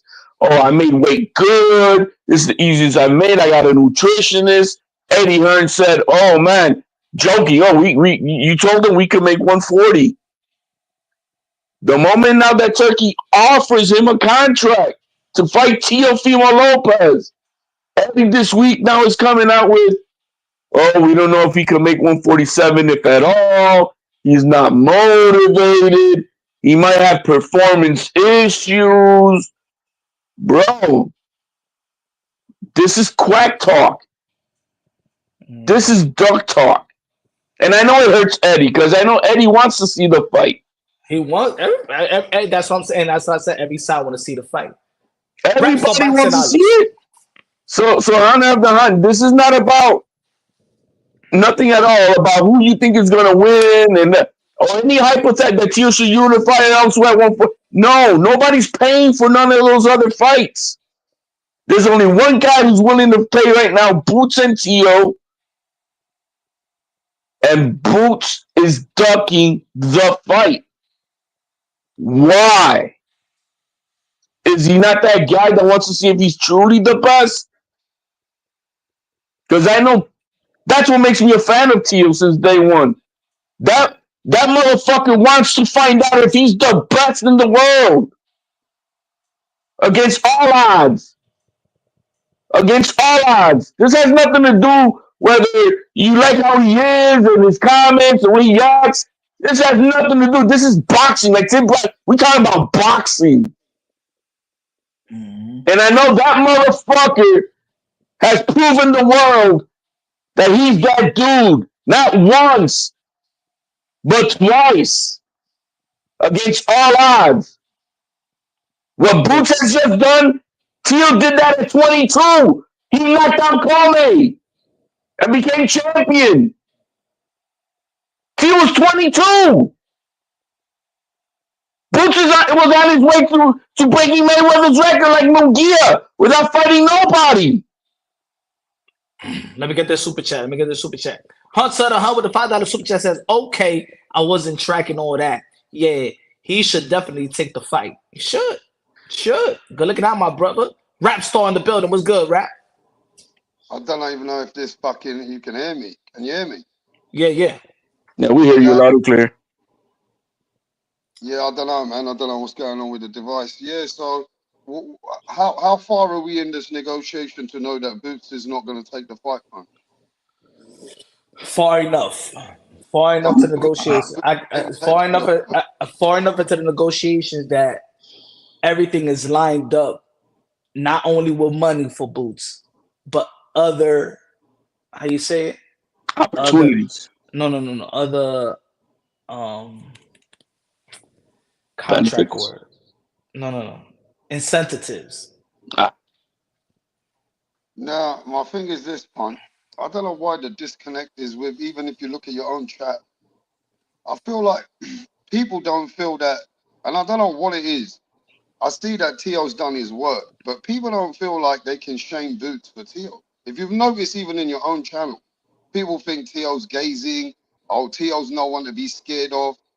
The facts are the facts. The fight's on the table, but they don't shame Boots for Tio. I've noticed there's like a I wouldn't say 50-50, but there is a dividance for sure. Now, my thing is this though. At the end of the day, what is Boots gonna do if the Tio fight is he's not gonna fight Tio? I want to know what he's gonna do. Do you get what I'm saying? If he's Mm. gonna move to 154, then you know he's got that Virgil Ortiz weight issue now. He can't handle it. But if he stays at 147, there's no excuse what he's gonna fight that Gossiev guy, the guy who's a mandatory for him, which I don't think brings no value, no paper, no money on the table. So for me, nobody's paying for that. yeah, so I want to know what's Boots' next move before anyone can really come out and say, well, Boots is avoiding. I do see, though, at one time, I thought fighters would avoid Boots. That is really how I saw it in the beginning because I felt that he was a lot of risk and he was a good fighter. But I don't know what Boots is playing at since the Virgil Ortiz negotiation, bro. I Let- also don't know where he is in his mind mentally, and I feel that Eddie Hearn is slightly frustrated that he wants to throw him in the deep end with bigger money fights, but Boots and his team are actually being strategic in different ways, and I didn't think they'll play those cards when the time was right. And I'm going to say this, Punch, out on record. Boots never ever wanted to fight Errol Spence or Crawford. He never was ready. If he Mm. ain't ready for this kind of fights anytime with Virgil, he until now, he was never ever gonna fight Crawford or Errol Spence at that time I a couple agree. of years ago. Great point. He was not I ready for those agree. fights. I agree. 100. Let's break down what you said, Rapstar. The disconnect. I think the disconnect is because people think that this is just a call out. People do not like right now. Hunter of the Hunt. He didn't realize that there is an active, true contract offer. This is not clout chasing a name, trying to incent to make a fight. No, that is done with. This is a fight that's on the table. This is not. This is not a. We shall see. Or we'll see somebody. No, Turkey Al Sheikh has already put the money up to make this fight, and the contract is on the table. And I think the majority of the fans do not realize that. Or they keep on saying that he wants to unify. But yeah, he can't get that right now. But the two other champions are busy. So One, what is he gonna do? one thing put me off of Boots Ennis is when Turkey Al Sheikh said when he was negotiating a fight for him with Virgil, he goes, Boots is not even picking up the phone. In other words, he said that Boots has turned his back to me on the negotiation. That alone made me question Boots' heart and mentality where he is. Because I'm very confused. At the moment, I'm a bit confused because I don't think Boots is scared of any fighter. He don't come across that way. He definitely shows that he's got durability. I just think the strategic moves his camp's making, I want to know what they are because I don't see the unifications. I don't see the undisputed line. I just want to know what his move is. Now, my question is this. If Boots goes to 154 and faces Virgil, ain't nobody going to say nothing to him. You Yeah, understand? I know that sense. I don't know. I don't think Nah, nobody's you gonna say can't. Then nothing. you can't say nothing to these fighters, bro, because he's taking big risks at a different He division has to now. take that chance. I get that. He has to get. He has to. But the thing is, not even Virgil Ortiz is ready. He's got a broken hand, which he's rehabilitating. So there's nothing else on the line. Now he's making Eddie Hearn look bad because this is not the first time Boots does this to him. This is gonna be the second time with I Turkey's tell you money. another thing though, and I know people don't want to look at this, but after everything that Tio said and how things are going on in America, I don't think Boots wants to be in a tricky fight either. If Boots by any chance doesn't beat Teofimo dominantly or gets in a tough fight, that will take away a lot from Boots as well. Maybe Tio's is a risk. We don't know. We're not the fighters. We can't see what the fighters can see. So I don't know how Boots is looking at Tio. I don't know about all that. According to his team, they're looking at him like Teal's a bitch. That's the way I'm saying it from straight up from his team. What They is Tio look at saying that? Teal like that. They don't feel Teal's a threat. They actually think Teal is a waste of time. Well, then I think that he can't be wasting time himself anymore with his next move. The next move is crucial. The next move for Boots is crucial because I don't think people are going to sit back. They're going to want to see some risk. So it's all on him now. 154, take the risk. 147, take the Tio fight. Either way, he's got to take a big fight now, Punch.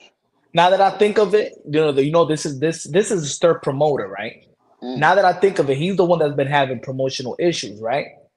Earlier part of his career. That's why he's just in position now. He started his career.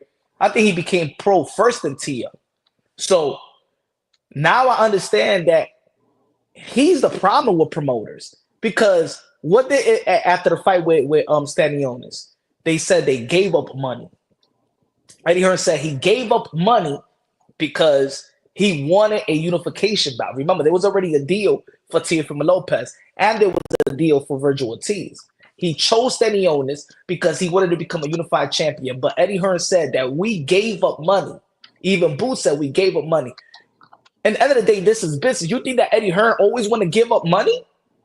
So now, and what did Eddie Hearn said in his last interview? He said that the money is great for Teofimo Lopez, but if he's willing but Boots is willing to take pay cuts just to get another unification bout. Meaning, if he does a unification bout, Eddie Hearn loses, bro. I just signed you. Let's make money, and they believe that Boots is the favorite. This is a great situation for Boots and his team and what they believe in Boots versus a Teofimo Lopez. Yeah, but like this HOD said that the team don't even look at Tio like that guy. Well, that's what they say. You know what I mean? That's the cover. That's the excuse that they're using. You know, that's what they're doing. Yeah, I hear that, but I feel that right now, especially what I don't like is, especially I see this in American times in the fights like Floyd Mayweather and many fighters in America, the A side, even Roy Jones. When it came to certain fights, he said he'll do fights when he's ready. I feel that Boots wants to fight even Virgil when he's ready. But when Virgil said, let's have it, he wasn't ready. So now until Boots is ready, then we're going to get the fight. So in other words, it's on Boots' time. But who is Boots? I want to know, why is everybody making out like Boots is somebody like anybody needs to go through, that it should be on his time? Because he's got to make his way anyway. He's not the one that everybody's banging down. He's not the guy that's a prize fighter. I don't think the money's with anybody fighting Boots. That's a good fight, but it's not a big money fight for anyone. I really, to be honest, I don't. I could understand if the star didn't align itself, but everything is just perfect. Everything is just perfect. His side wants it, Tio's side wants it, Turkey wants it. They both coming off great momentum. They both have accomplishment. They're both in their prime. They both young. The fans are intrigued with this fight, and this guy is this guy's exciting, but he's not really trying to give the fans what they like, what they want. I'm beginning to think that Boots is a fraud, bro. He's a fraud. You've been supporting Boots for years, and you know the eyes don't lie to you. You can see he's got the skill. you said he was the next Roy Jones. It's not like you can't see the skills in the guy.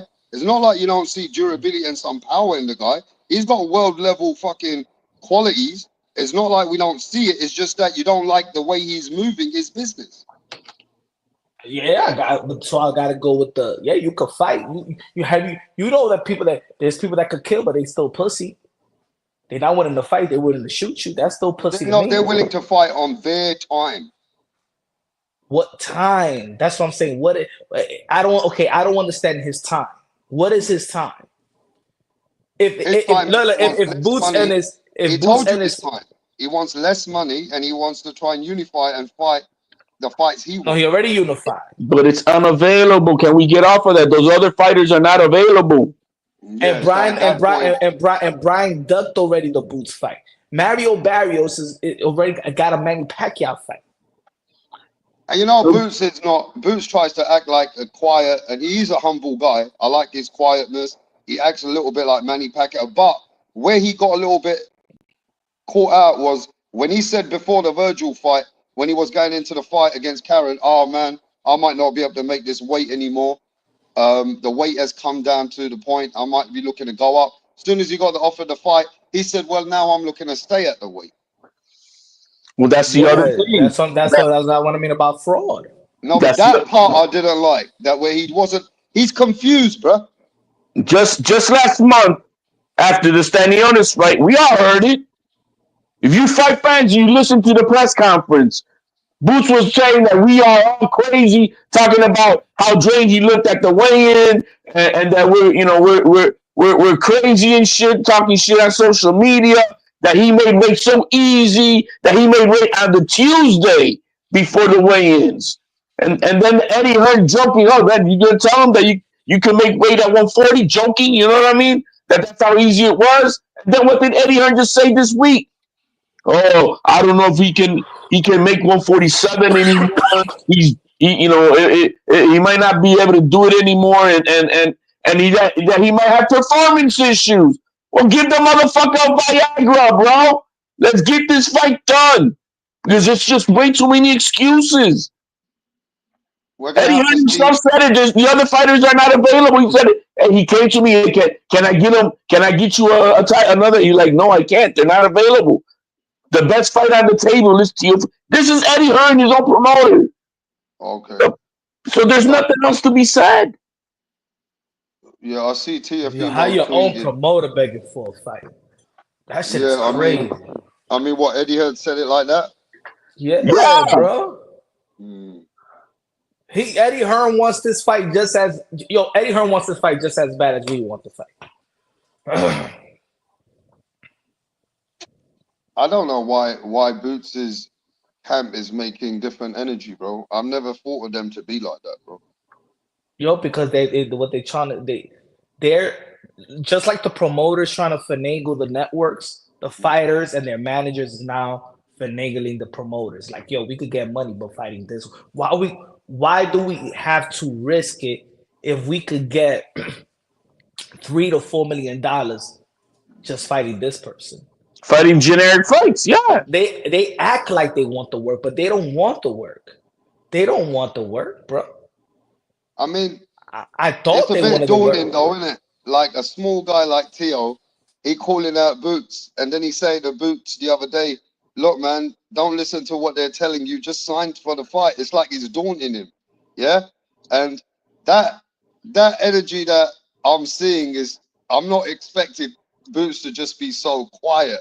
It's like he doesn't want to fall for anything to say when everybody's saying what's going on. Teofimo calling you out. But, man, it's a pattern, bro.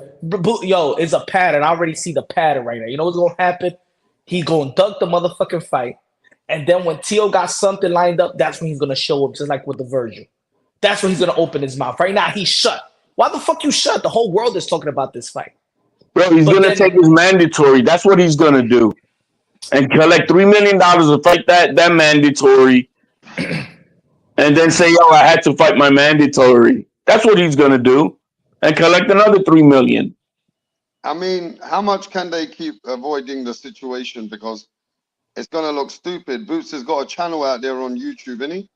a channel that's dedicated to him. YSL. Yeah. YMCA. Got a channel, and he's got this guy. What's it? Greg Hackett. Yeah. Or something. I could see the other day. Right. So he's got these guys that are gonna keep constantly trying to, speak for Kill the Boots. fight. Kill the But what I'm fight. saying is, look, you can downgrade the fight as much as you want, but at the same time, you have to answer. And if you don't answer, he's gonna come back sitting in the car after about 1 week and say, "Look, man, I got other plans." You know how he did it last time with Virgil. Yeah, Remember? that's what I'm saying. Look, Yeah, look, that's what we we're gotta gonna do. remember this. These boxing channels and pundits, they're there to make Boots look good. So they're gonna have to create a certain way of making Boots answer, which is gonna be on Boots's time. And it's gonna be pre-scripted and all that. He Put it couldn't this do way. that with me the other day. Greg Hackett couldn't do that. All he had to say to me, is, "Can I see your face? Can I see your face? Oh, why doesn't Teal fight the other one? Because dumbass, Teal doesn't have to fight anybody else. There's an active contract on the table. Your fighter cannot unify. Right now, he's on his Yo, couch stroking it. Hey, you know what? They were the same cussing out. energy. Hey, do you remember they were cussing out Norman Jr. for not taking the fight? Yeah. Yeah, well, it's the same way, isn't it? They're gonna get cursed for not answering or not speaking and taking the fight. I sent you the audio so you could, if you want to play punch on X of what Eddie Hearn said. I got well, I'm on the phone now, so Oh, you're on the phone, so you can do it on X. All right. no. So put it this way. Look at this. But I will You see say what this, you say? Punch, You I'm say gonna what you tell were you saying earlier. today that not many people believe, and I don't know why. We know that T.O.'s done his thing, but they don't still feel the energy that T.O. can beat Boots. So because they don't feel so we're going by if we don't feel like a fighter could beat them, then we don't want to see it. No, Nobody that's not. a lot of people didn't think that he could beat Loma or Josh Taylor. Mm. So, so that means they thought that Avanesian could beat him. So they thought that Villa could beat him. So Yo, they thought that Karen could beat him. what you said earlier, Rap? You said earlier that you don't believe that he wanted the Earl Spence and Bud fight. Mm. When we seen the first time Bud and Tio go at it, was they going at it? Was it talking trash to one another? Did Teofimo Lopez don't want to say, "Yo, let's fight," and that's what they ignited when Bud Crawford tried to point the finger at him and all that stuff. What happened when Boots saw Bud Crawford that time? Bro, he turned into melted ice cream, bro. Nothing. All that talk, and then once Bud was in your face, you ain't had nothing to say to Bud. Well, Bud already told Boots in his face in the Gilly show first early days when he said, Oh "We're gonna yeah. contract." He goes, "You just talking my name. Your dad ain't done no bit. You ain't done trying to get my fight, really. You moved to the other side." And Boots said, "No, we wanted the fight though." He goes, "Wanting it and trying to do something to really get it is a different thing." Yeah, man. Right? I'm But sorry. I'm If he does surprised it, though. I'll be honest, he's Punch. put I some don't want to boots. downgrade Boots like that because he's a good fighter. I don't really want to come, say that. Yeah, well, but I just want to see his next moves because whatever plan he's got, it better be a good one. Do you get what I mean? Hey, well, I'm only going by the promoter. What his promoter is saying. His Well, I gotta promoter hear that, is bro. I need to hear basically that. saying is T.O. is great money, Mm, and if he wants to unify, he said Boots is willing to get paid less to get these fights. yeah. That's what Eddie Hearn is saying. So you Yeah, going but first okay? Eddie had said that we want to try to be undisputed if Norman can take the fight. No. He said After the that's what Japanese Boots man wanted. fight, Eddie said that He's we've offered Norman Jr. a deal. But Norman's dad said on one of the channels, "We're not taking that deal right now. We're going to wait to fight. Because if we okay. beat this Japanese guy, we could get more money out of Eddie." So Eddie's trying to trap a deal with them for Boots Ennis is from a deal that they were trying to make as well. But I don't think that deal's coming to fruition. But Norman Jr. ain't accepting a fight with Boots before going into that fight with the Japanese That's guy. respectable too. That's respectable. Yeah, because they reckon they get more value if they beat that guy better. or beat that guy in a good fashion. Well, then you don't want to have something hanging over camp, having to have the extra pressure, having to beat this guy because you got another fight. I get that totally. Mentally, I totally get it. But I still think them Normans have been avoided. They avoided the fight with Boots for a couple of million already. And I think they're doing a lot of talking themselves that they don't really want that fight unless they're getting life-changing money that they want for this fight, right? So that's a problem for Boots with Norman Jr., if you ask me. I'm just going to wonder who's going to pay for it when they think that they want to get all this money. Because if they apparently to Eddie Hearn, he offered them a lot more than the first time, and they didn't want to do it because they have the fight going on, right? So the first time they offered them 1.7. So what is it up to? Over $2 million? So how much more are they going to ask for if they beat this Japanese kid? How much more are they going to ask? Well, what he's trying to say now, the father from the last time I heard anything, is that I want my son in the Boots fight, no matter what they want to give me, I want my son to clear 2 million. Forget about the taxes and all that. He goes, I want my son to clear 2 million and bring it home. So that means in America, I don't know in America what kind of taxes you guys are paying, but he wants to get the taxes paid, everything else paid, the can paid, and get his son 2 million in his pocket. That's what you're talking about. 4 million, at least $4 million at minimum. You know they're not going to give him that.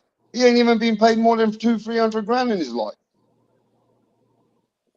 So let's say this. If Boots duck, I'm gonna call him Puss in Boots. If Boots duck, then the other fight that most of the boxing world is talking about is a potential fight with Teo and Devin Haney.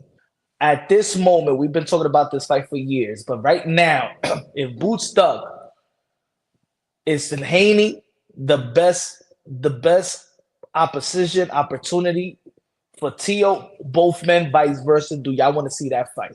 Well, me personally, I'm gonna say this. You asking maybe me, I'm invested personally in that fight because of you. Many years ago, we were speaking to the Haneys behind the scenes, the Lopez's. We got to fights with both of them. Remember the time when they offered, and I called Bill Haney and said, "Fuck you." They're offering 4 million. I've got too much personal interest, Punch. So yes, for me, it's been too many years. I don't give a fuck what Haney looked like. He won this fight. Let that fight happen. It's a lot of storyline. And for me, yes, the better fight is Boots. But the bigger story is still Devin Haney and Teo for me. I'm equally as invested because I've been here with talking about this shit. But no, I'm not. I'd rather see Teo versus Ryan Garcia. I'd rather see Teo and fuck the Haneys. Fuck the Haneys. Let me have my piece. Let me have my piece. You did yours. Yeah, but Ryan ain't got no story. Let me have my piece. That's fair, but for Ryan got no story though. Ryan don't bring no story for Teo. We go into it, bro. Can you stop? No, Devin Haney got the biggest story. You took my money. Fuck Bill. They can go kick rocks. If they want to rebuild and show that they got balls, because you said earlier that Ryan needs rostering, well, Devin Haney needs some balls. And so he needs to show that he's got some. And I'd rather see Teo versus Ryan before I see him with this fraud who just stole our money, did the Times Square heist, who's been talking shit to Teo about who makes more money for years, and now that Teo's on top, gaining traction, overseeing them as who is the more popular guy now? Who is seen as the real guy? They want to come and scoot in and steal his shine. Fuck the Haneys. That's what I got to say. Now, if they rebuild and they look better, good. I don't have a problem with that. But I'm not willing to pay not a penny to watch him ever fight again until we know that he is something and not going to come back and steal money again and run around like a bitch. I don't need to see that. So you feel Teo fighting Devin is actually good more for Devin. Is Tio helping out the Haneys more than the other way around? That's what you feel Amen. like. Exactly that. Tio right now would be helping the Haney's because I know there's a lot of shit going behind the scenes with the Haney's. They desperate for that check. Bill's living now in New York not for no damn reason. Devin is not living now in Miami for no damn reason. The house in Vegas is not up for sale for no damn reason. Uh, okay. That's all I'm saying. I know who's desperate. And that's why they have all the channels all talking the same shit. All of them trying to push a fight to get him a payday. I don't know who the fuck they owe money to, but that's how they acting. How about how about if Boots is not on if Boots is on the table and he ducks? How about if Devin Haney and Tio, if that's the only table is the only thing on the table for them that Turkey is willing to invest? I think Turkey would rather invest with Ryan Garcia and Teofimo Lopez. I know that for a fact. Because even though that kid lost, he came to fight. Even though he lost, yes, and he lost against Rolly Romero, but he came to fight. I know Turkey's got to be pissed like a motherfucker at the Haney's. He probably Hey, got yo, him Punch, with a let me block. just say this, though. Ryan Garcia fought like shit. And Ryan Garcia let down the whole event, bro. He killed the whole event. Turkey Al Sheikh probably fucking feels disgusted. Ryan Garcia wouldn't even throw hands. He was looking like Adrian Broner as well. So Ryan fucked up his whole vibe himself, bro. So for me, I don't even know if that's going to be a fight that they're going to be interested in. You know what I mean? Yeah, Ryan Like I said, everybody got their own interest. You know what I'm saying? is Everybody more got their own popular. interest, right? I And think Ryan. Go ahead. uh, Go ahead. Finish. no, No, I no, said finish. everybody got their own interest, and it just depends what you like. But I just feel like Ryan Garcia, he let down the whole thing, man. That's a bad opponent for Tio anyway. Because if Ryan looks good against Tio, what's that bringing for Tio on the table? Bro, Ryan is not going to look good against you. Exactly. Ryan ain't got nothing to look good for now. He But needs to bro, rebuild Devin for Haney look sure. like a bitch. What are you talking about? He's the worst disgraced fighter of that card. But Ryan Garcia disgraced himself. No. They say that fight was shitty. But the Yeah, only so Ryan Garcia disgraced only himself. person that was a disgrace to all of boxing was Devin fucking But he Haney. still won. But Ryan Garcia No, totally he didn't. disgraced He won. himself as well. He lost by winning. But still, Ryan did worse. No, he didn't. Me, Ryan looked like shit. And what did Devin Haney look like? Well, Haney still didn't Haney didn't get knocked down though, did he? Like that. And Haney didn't get frigid. He just ran away a little bit and done his He boxing. got friendship. What He the did his fuck do you boxing, mean? though, innit? He only landed He did 70 what he does. punches. He just ran a little He bit. ran like a bitch and Ryan looked like Garcia looked like 70 total punches. trash, bro. Ain't nobody looking for Ryan Garcia Bro, versus you Tio. crazy. Devin Haney, nobody wants to see him in all of That's boxing. fair enough, but Ryan Garcia looked like shit as well. I'm not saying he didn't, but he wasn't looking like a bitch. I think Ryan did look bad like that, He bro. looked bad. Again, he looked bad, but he came to fight. Devin Haney came to steal the money. He didn't come to fight. Hey, look, yo, though, I tell you this though, right now, if Teofimo Lopez, he might be better off going to 147 and trying to catch another fight instead of them two. Then Well, he you know might have to what? catch another opponent. Tio still has an option, but you know what? The thing is, and we know Turkey. Look, for what it looks like, I'm not speaking on behalf of Tio and their business. I'm just saying from what it appears like, Turkey has bought out Tio out from Top Rank. Turkey's got Tio planned out for 18 months of fights. So we don't know what's lined up with what Turkey wants. We may say whatever we want. My opinion, I don't want them seeing with Devin Haney. They're desperate for a bone, and they've been shitting on Tio forever. Forever. And now they I'm just just saying. feel I think shine. that's all personal, though. You know what I mean? And it should be. Now Yeah, it's, but personal for you. I'm talking as a boxing it's fan. time to move on, and that'll show that he's better. And he got better things to do, bigger fish to fry. He don't need to give them a bone. Nobody's calling the Devin Haney's for a fight. There's not a promoter on earth that's willing to hire Devin Haney today. He might as well go beg his godfather and to ask Zach, can I get a fight on BLK Prime and maybe fight Blair the Flair or something like that? I want to. This is one question that I've been thinking about because we're heavily I'm heavily criticized of the way that Devin Haney ran, William Skull ran, Ryan Garcia performed like shit, right? But look at how Turkey Out Shake moved, meaning he doesn't really care how if William Skull, how he fought and how he lost. All Turkey Out Shake wanted was the Canelo Alvarez having the belt to then have that face with Terence Crawford.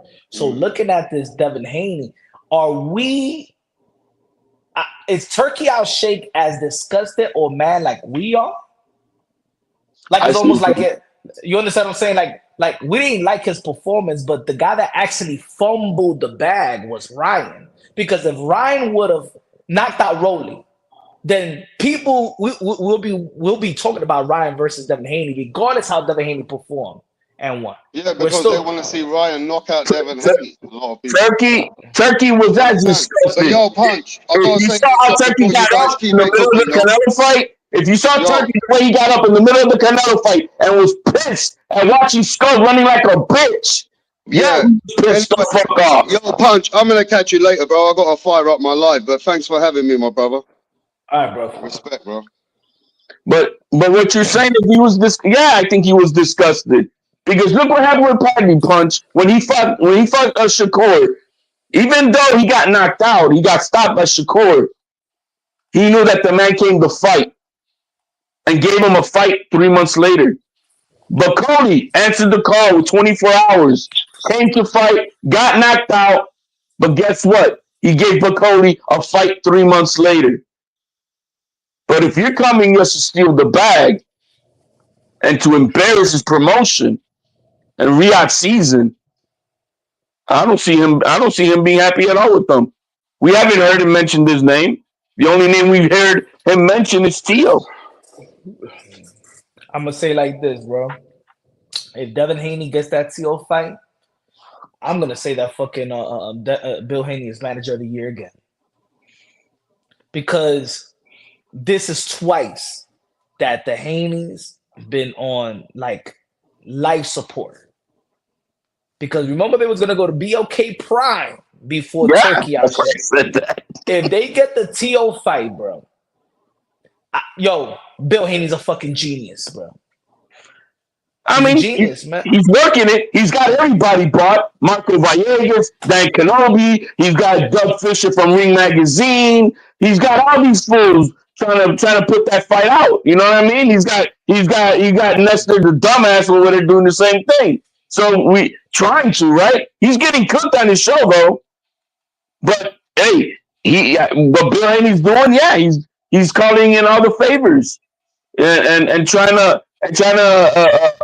drown the bouts versus Teo fight. I get it, but it's not a fight that nobody wants to see. If he gets that fight, and look, I'm a person. I'm not against the fight. I don't like the momentum of it.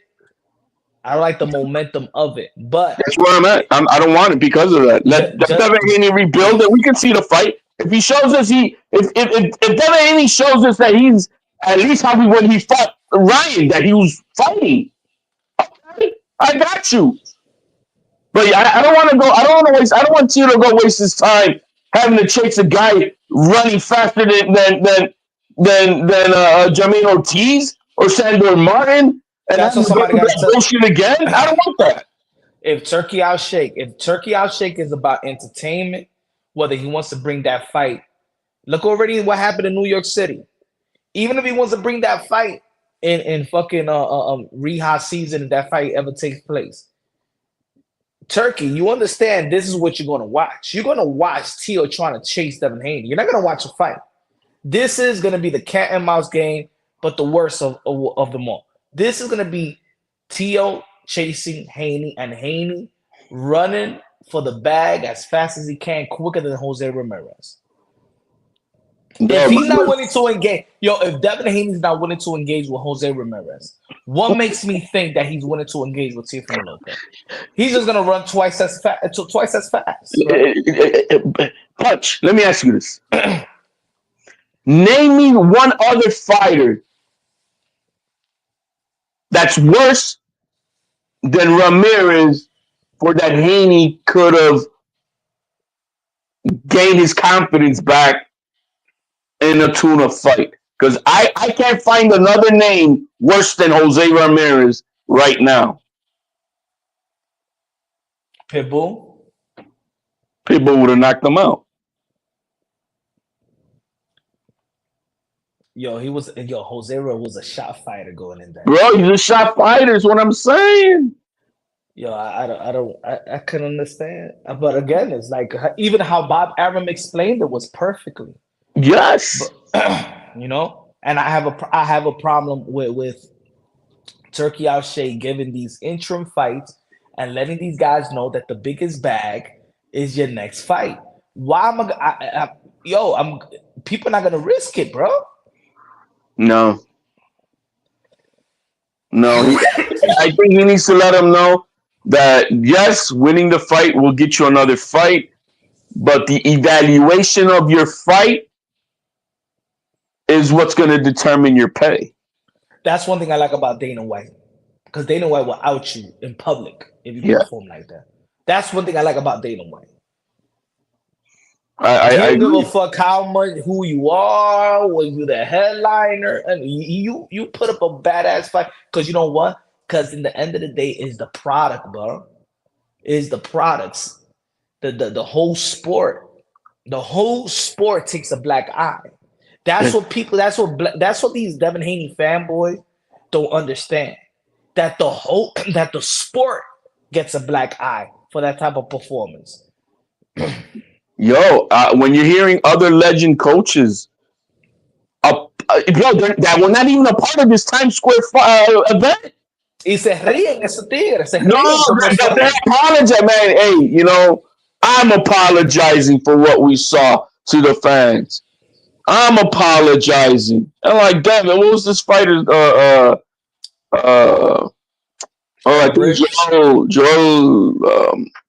He was apologizing. I mean, a whole bunch of guys were like, bro, that's despicable. That's not what Robert Garcia was not happy, right? You know what I mean? Like, this is not what we came to do. And it's just, did that Times Square event help boxing? Imagine this is the first time that, there's a time boxing on Times Square. We're gonna watch it. Oh, let's watch it. You buy this damn fight, and you see the cop and the fireman have a decent scrap. Teofimo steal the show with or showing you what boxing is with a master class, and then the two co-main events, whatever you want to call them, bro, stink up the joint. Do you want to watch boxing again? I watched Teofimo Lopez and Devin Haney in a fucking 5x5 ring. No. And ain't even about the art of cutting the ring off. I'm not trying to watch a dude trying desperately to cut the ring off with this dude. I don't give a fuck. I don't give a fuck if people be like, no, I don't want to see that shit. I don't, you know why I don't want to see that shit? Because there is matchups that I don't have to be subjected to that shit. If there was nothing left, if it was like, the best fight and the best, that's it. It's Devin Haney and Teofimo Lopez. It's nobody else. And that fight needed to take place, almost like Earl Spence versus Bud. It just needs to take place because they're the winner with the titles. Then all right. But I don't need this fight. I don't need to watch a dude, especially after what happened in Times Square, what happened over there in Saudi Arabia with William Score and Canelo Alvarez. I don't need to watch a dude chase somebody. I just want to see a fight. The fans want to see a fight. More and more, the belts don't matter, so the fans want to gear to a fight, bro. And right now, it just tells me that it's not a fight. It's Teo chasing Haney. That's all in my mind. Teo chasing Haney. Look what Bill is out here saying that was a master class what his son did, and then all these fools compare. I'm like, bro, comparing them to Sugar Ray versus Hagler. What are you comparing Hagler to Jose Ramirez? Did you watch the fight, fool? Nobody watched that fight. Everybody fell asleep. Don't have No, fast I'm forward. talking about that. Did he watch the whole Hagler Yo, versus bro. Leonard fight? Yo, bro, and the way they dogged them. And yo, that it was sad. Y'all all one of the legendary commentators. Jim, like, yo, you know what it is. You know what it is. HLD is that in reality, his skill set does not entail for him to do that for 12 rounds, especially with a guy with Jose Ramirez. No. That's what I think. That's what the frustration of Antonio Tarver is, because this Devin Haney is highly skilled. It's why are you doing this with what you have, your arsenal, minus the power. You know, everybody knows that you don't got that power like that, but everything else, you have all the intangibles not to make a fight like that. Punch, how could he have looked worse than when he fought Regis Prograis? I'm like, what the fuck? This guy was. I mean, you know, Ramirez had wars, and bro, he's a super washed dude.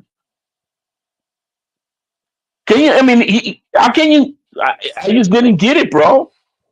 He acted like that was boots Ennis in that ring, Teofimo Lopez. He acted like that was a Twizzy. Shout out to Shadow Ghost. He said, "Yo, it's because these channels won't keep that same energy. That's not how a defensive fighter fights. It's an embarrassment to the defensive fighters like Floyd, Roy Jones, James Toney, etc. Facts. Facts, Shadow. ¿Qué pasó? Yo, man, I don't know, Punch, man, but you saw me going toe to toe with Greg Haggett. I'm like, bro, I saw a little bit before I jumped in that IG. Oh, and that's what made me. That's what made me. I went to IG. I said, okay, Mills is live. All right. That's what made me like hearing y'all was like, yo, what is this dude talking about? Like, tú te la priven en fucking boxing. You a fucking boxer, but why you talking pussy fight boxing? You supposed to say you want your man to get in the ring and fight Teofimo Lopez. This guy was saying, Teo just want to fight because his divorce. Shut up. Who are you, bro? Bro, I was like, what are you? Like, Yo. what the? Yo, I was like, what the fuck? These are fight fans? He doesn't want to fight Boots just because he need to make money. Like, really? Nigga, everybody got to pay some bills, bro. Half of the people got baby mama drama. Like, what the fuck? You still got... What do you mean, bro? Yo, I don't understand these folks. I don't understand this boxing, this new community. This new is like trying hard to kill the fights that is legitimate. You know what the reason why I'm not like we've debated this, but the reason why I'm not a fan of Canelo and Bud is because they're doing vicariously the same thing that Devin Haney is doing with the Jose Ramirez fight. Canelo Alvarez knows that he don't want to fight Bud, but it's just too much to decline. This guy has a fantasy, and he's willing to pay me millions to fight William Skull, and willing to pay me monster millions to fight Bud Crawford. Bud Crawford didn't want to fight Canelo Alvarez, but Canelo Alvarez, Bud is looking like, what? You believe in me? Really? You're gonna give me this? We're gonna take it. You believe in me? You $50 million believe in me? Yeah.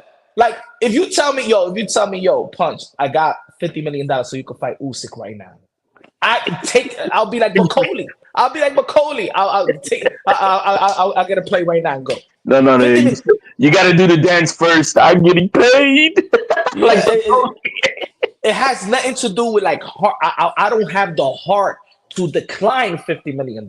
You understand what I'm saying? You gotta be crazy. Bud doesn't have the balls to decline the fight, and Canelo doesn't have the. I can't decline the fight, really. At 100, you can't, and he tried to. He tried to avoid it, but they're throwing this money at him like that.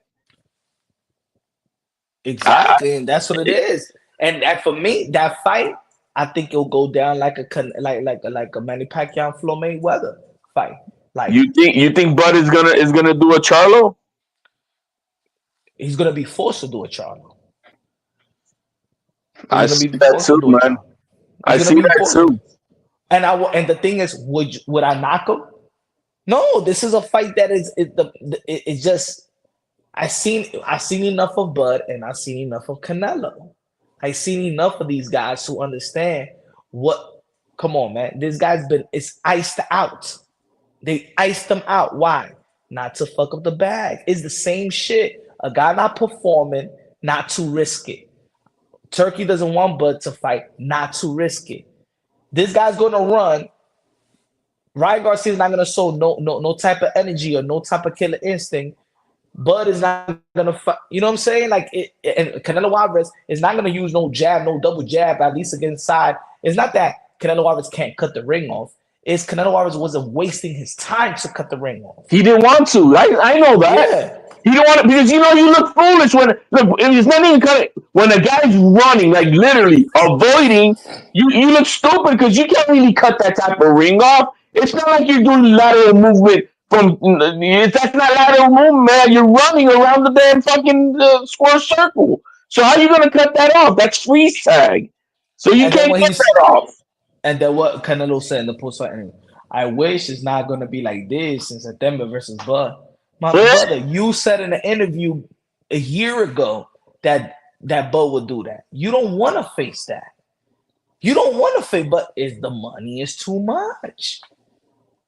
They're robbing me. I know they're robbing me, bro. They robbing me already. I feel robbed already with this fight.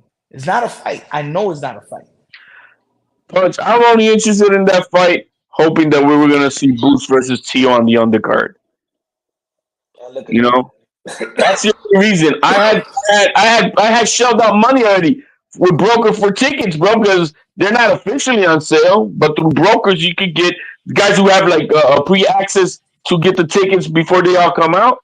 And I shelled out dough just because I'm hoping that's gonna be Tio and Boots on the undercard. I didn't give a shit if this fight doesn't get announced, then there's no need for me to go. I don't want to see that. And so what's I I it I, sucks, bro. I already see the silence of Boots. Ese tigre no quiere pelear. No, bro. Puss in Boots. I already got a picture of me with his face over Puss in Boots, bro. I'm about to put that out. That's Puss in Boots. You know? I said this is sad, bro. It's sad. This is not what boxing is about. This is not what boxing is about. Roberto Duran went up and challenged who? He challenged Sugar Ray.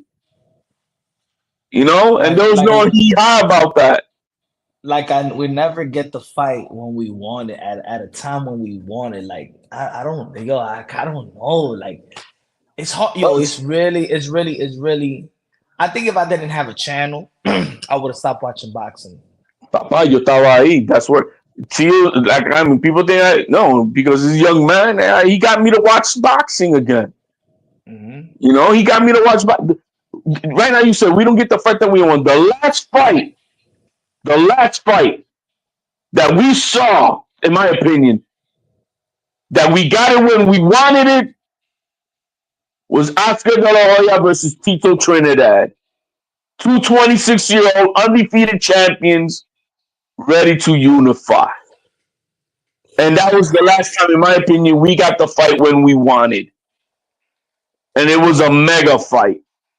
I don't remember another one since. Not like that. Two guys in their prime. I don't remember. And two all-time greats.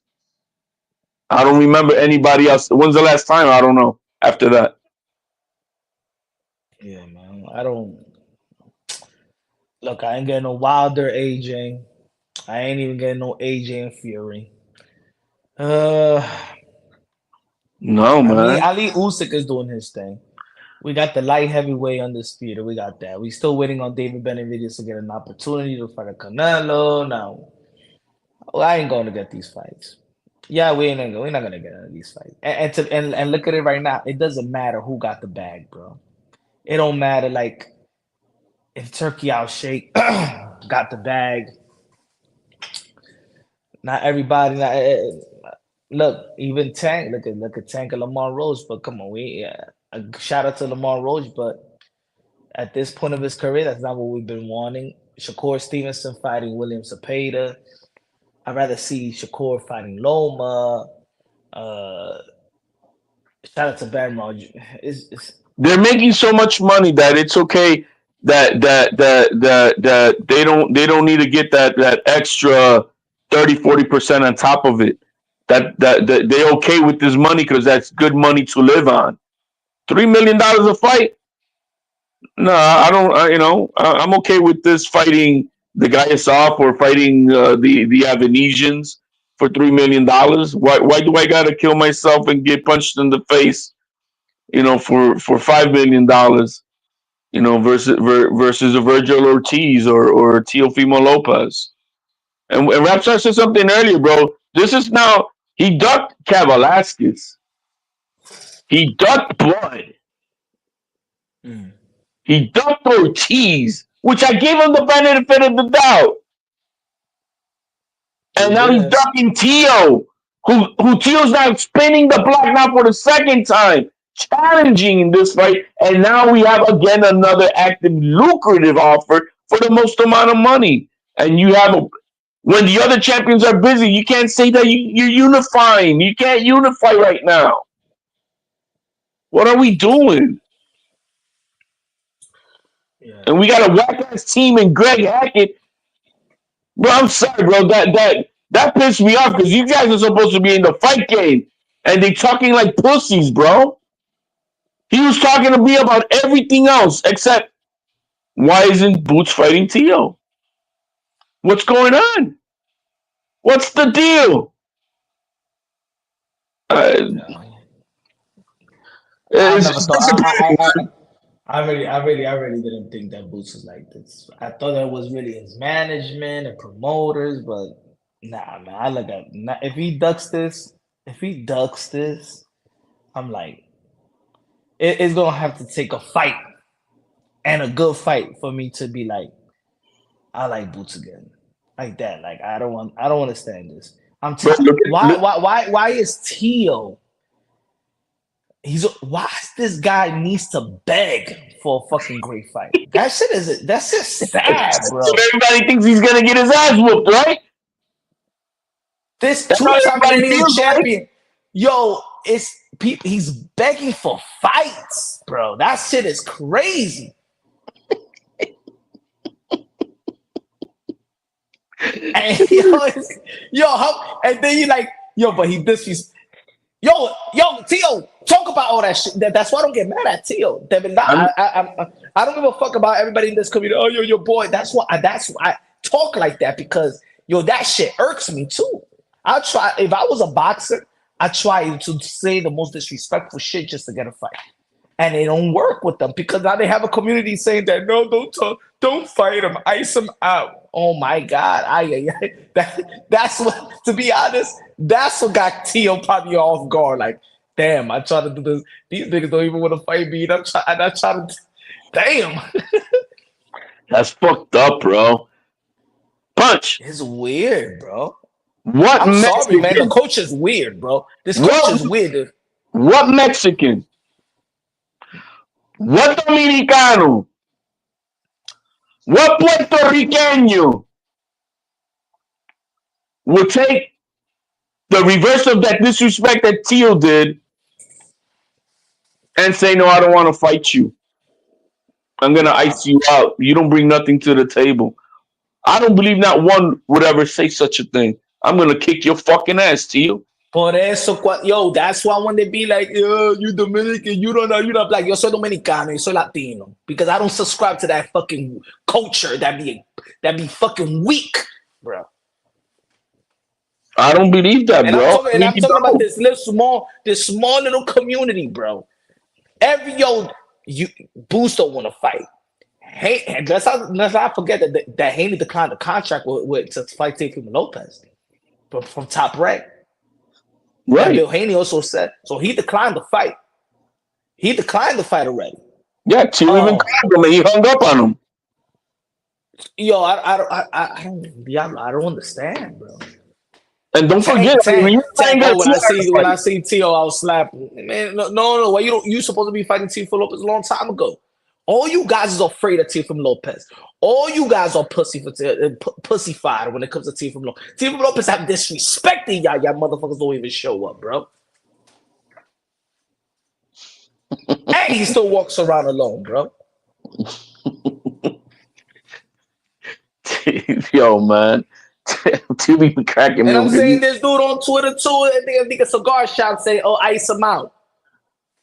Man, please, man. Bro, he's a bitch. Why didn't he pull up on Tio when you were there, bro? I know that's what I know. I seen the angle next time. Why did Tio was there just with Punch the day before, bro, and Tio was talking that shit that you then pulled up on Tio the next day about. But when Punch was there, yo, I saw you in the background when Punch was ready to put his boot and fist up that dude's ass, and you were just laughing in the background. Mm-hmm. You didn't pull up on Tio. You're another coward, bro. All due respect, you got a great interview channel and all that shit. But then you try to play it off like you got all that for the culture. And you soft as fuck. You are a New York yuppie, man. You are a New Yorker yuppie. He know what he doing. He knows what he's doing. We know that. And hey, man, I don't got no beef with him outside of that or anything like that. I mean, he got great interviews, and hey, nothing to say about any of that. But he plays it off, and he tries to be something that no, you're not, bro. No, you're not. We know what Keyshawn did to himself when he sent himself that care package, and then you're gonna interview Keyshawn. Oh man, you're gonna fight the border. You know that was all a setup, playing it off. You're disgusting, bro. And we like you know what I mean? But hey, why didn't he? Hey, man, ice him out, and then he took credit that he thought that he punked Tio. I'm like, bro, why didn't you do that when Punch was there, bro? I saw him laughing in the background. That I can tell you.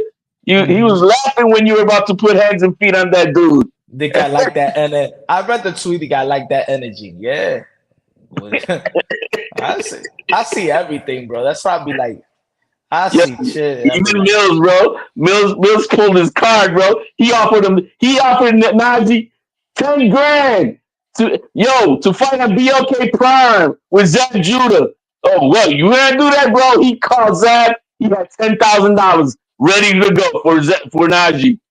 And what that dude do? Quack, quack.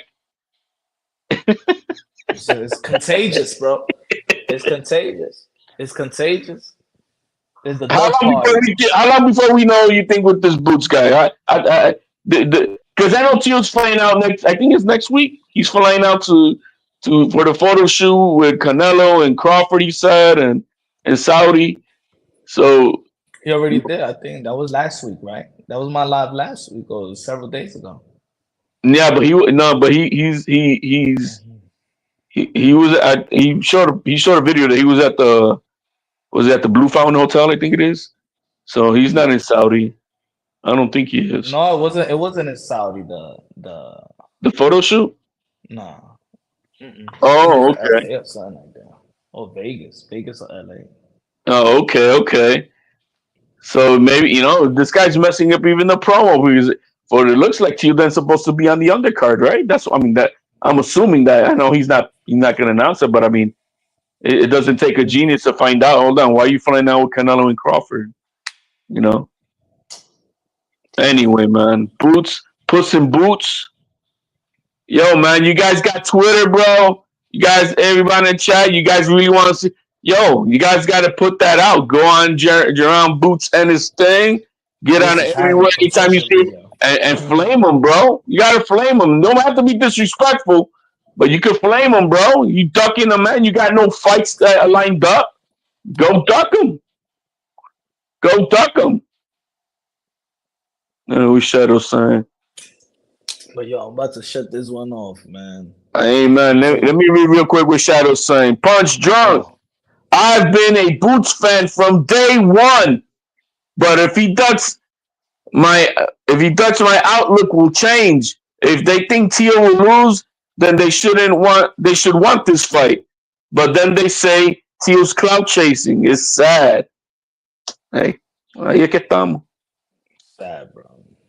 Good looking out, man. Yo, HLD, everybody in the chat, man.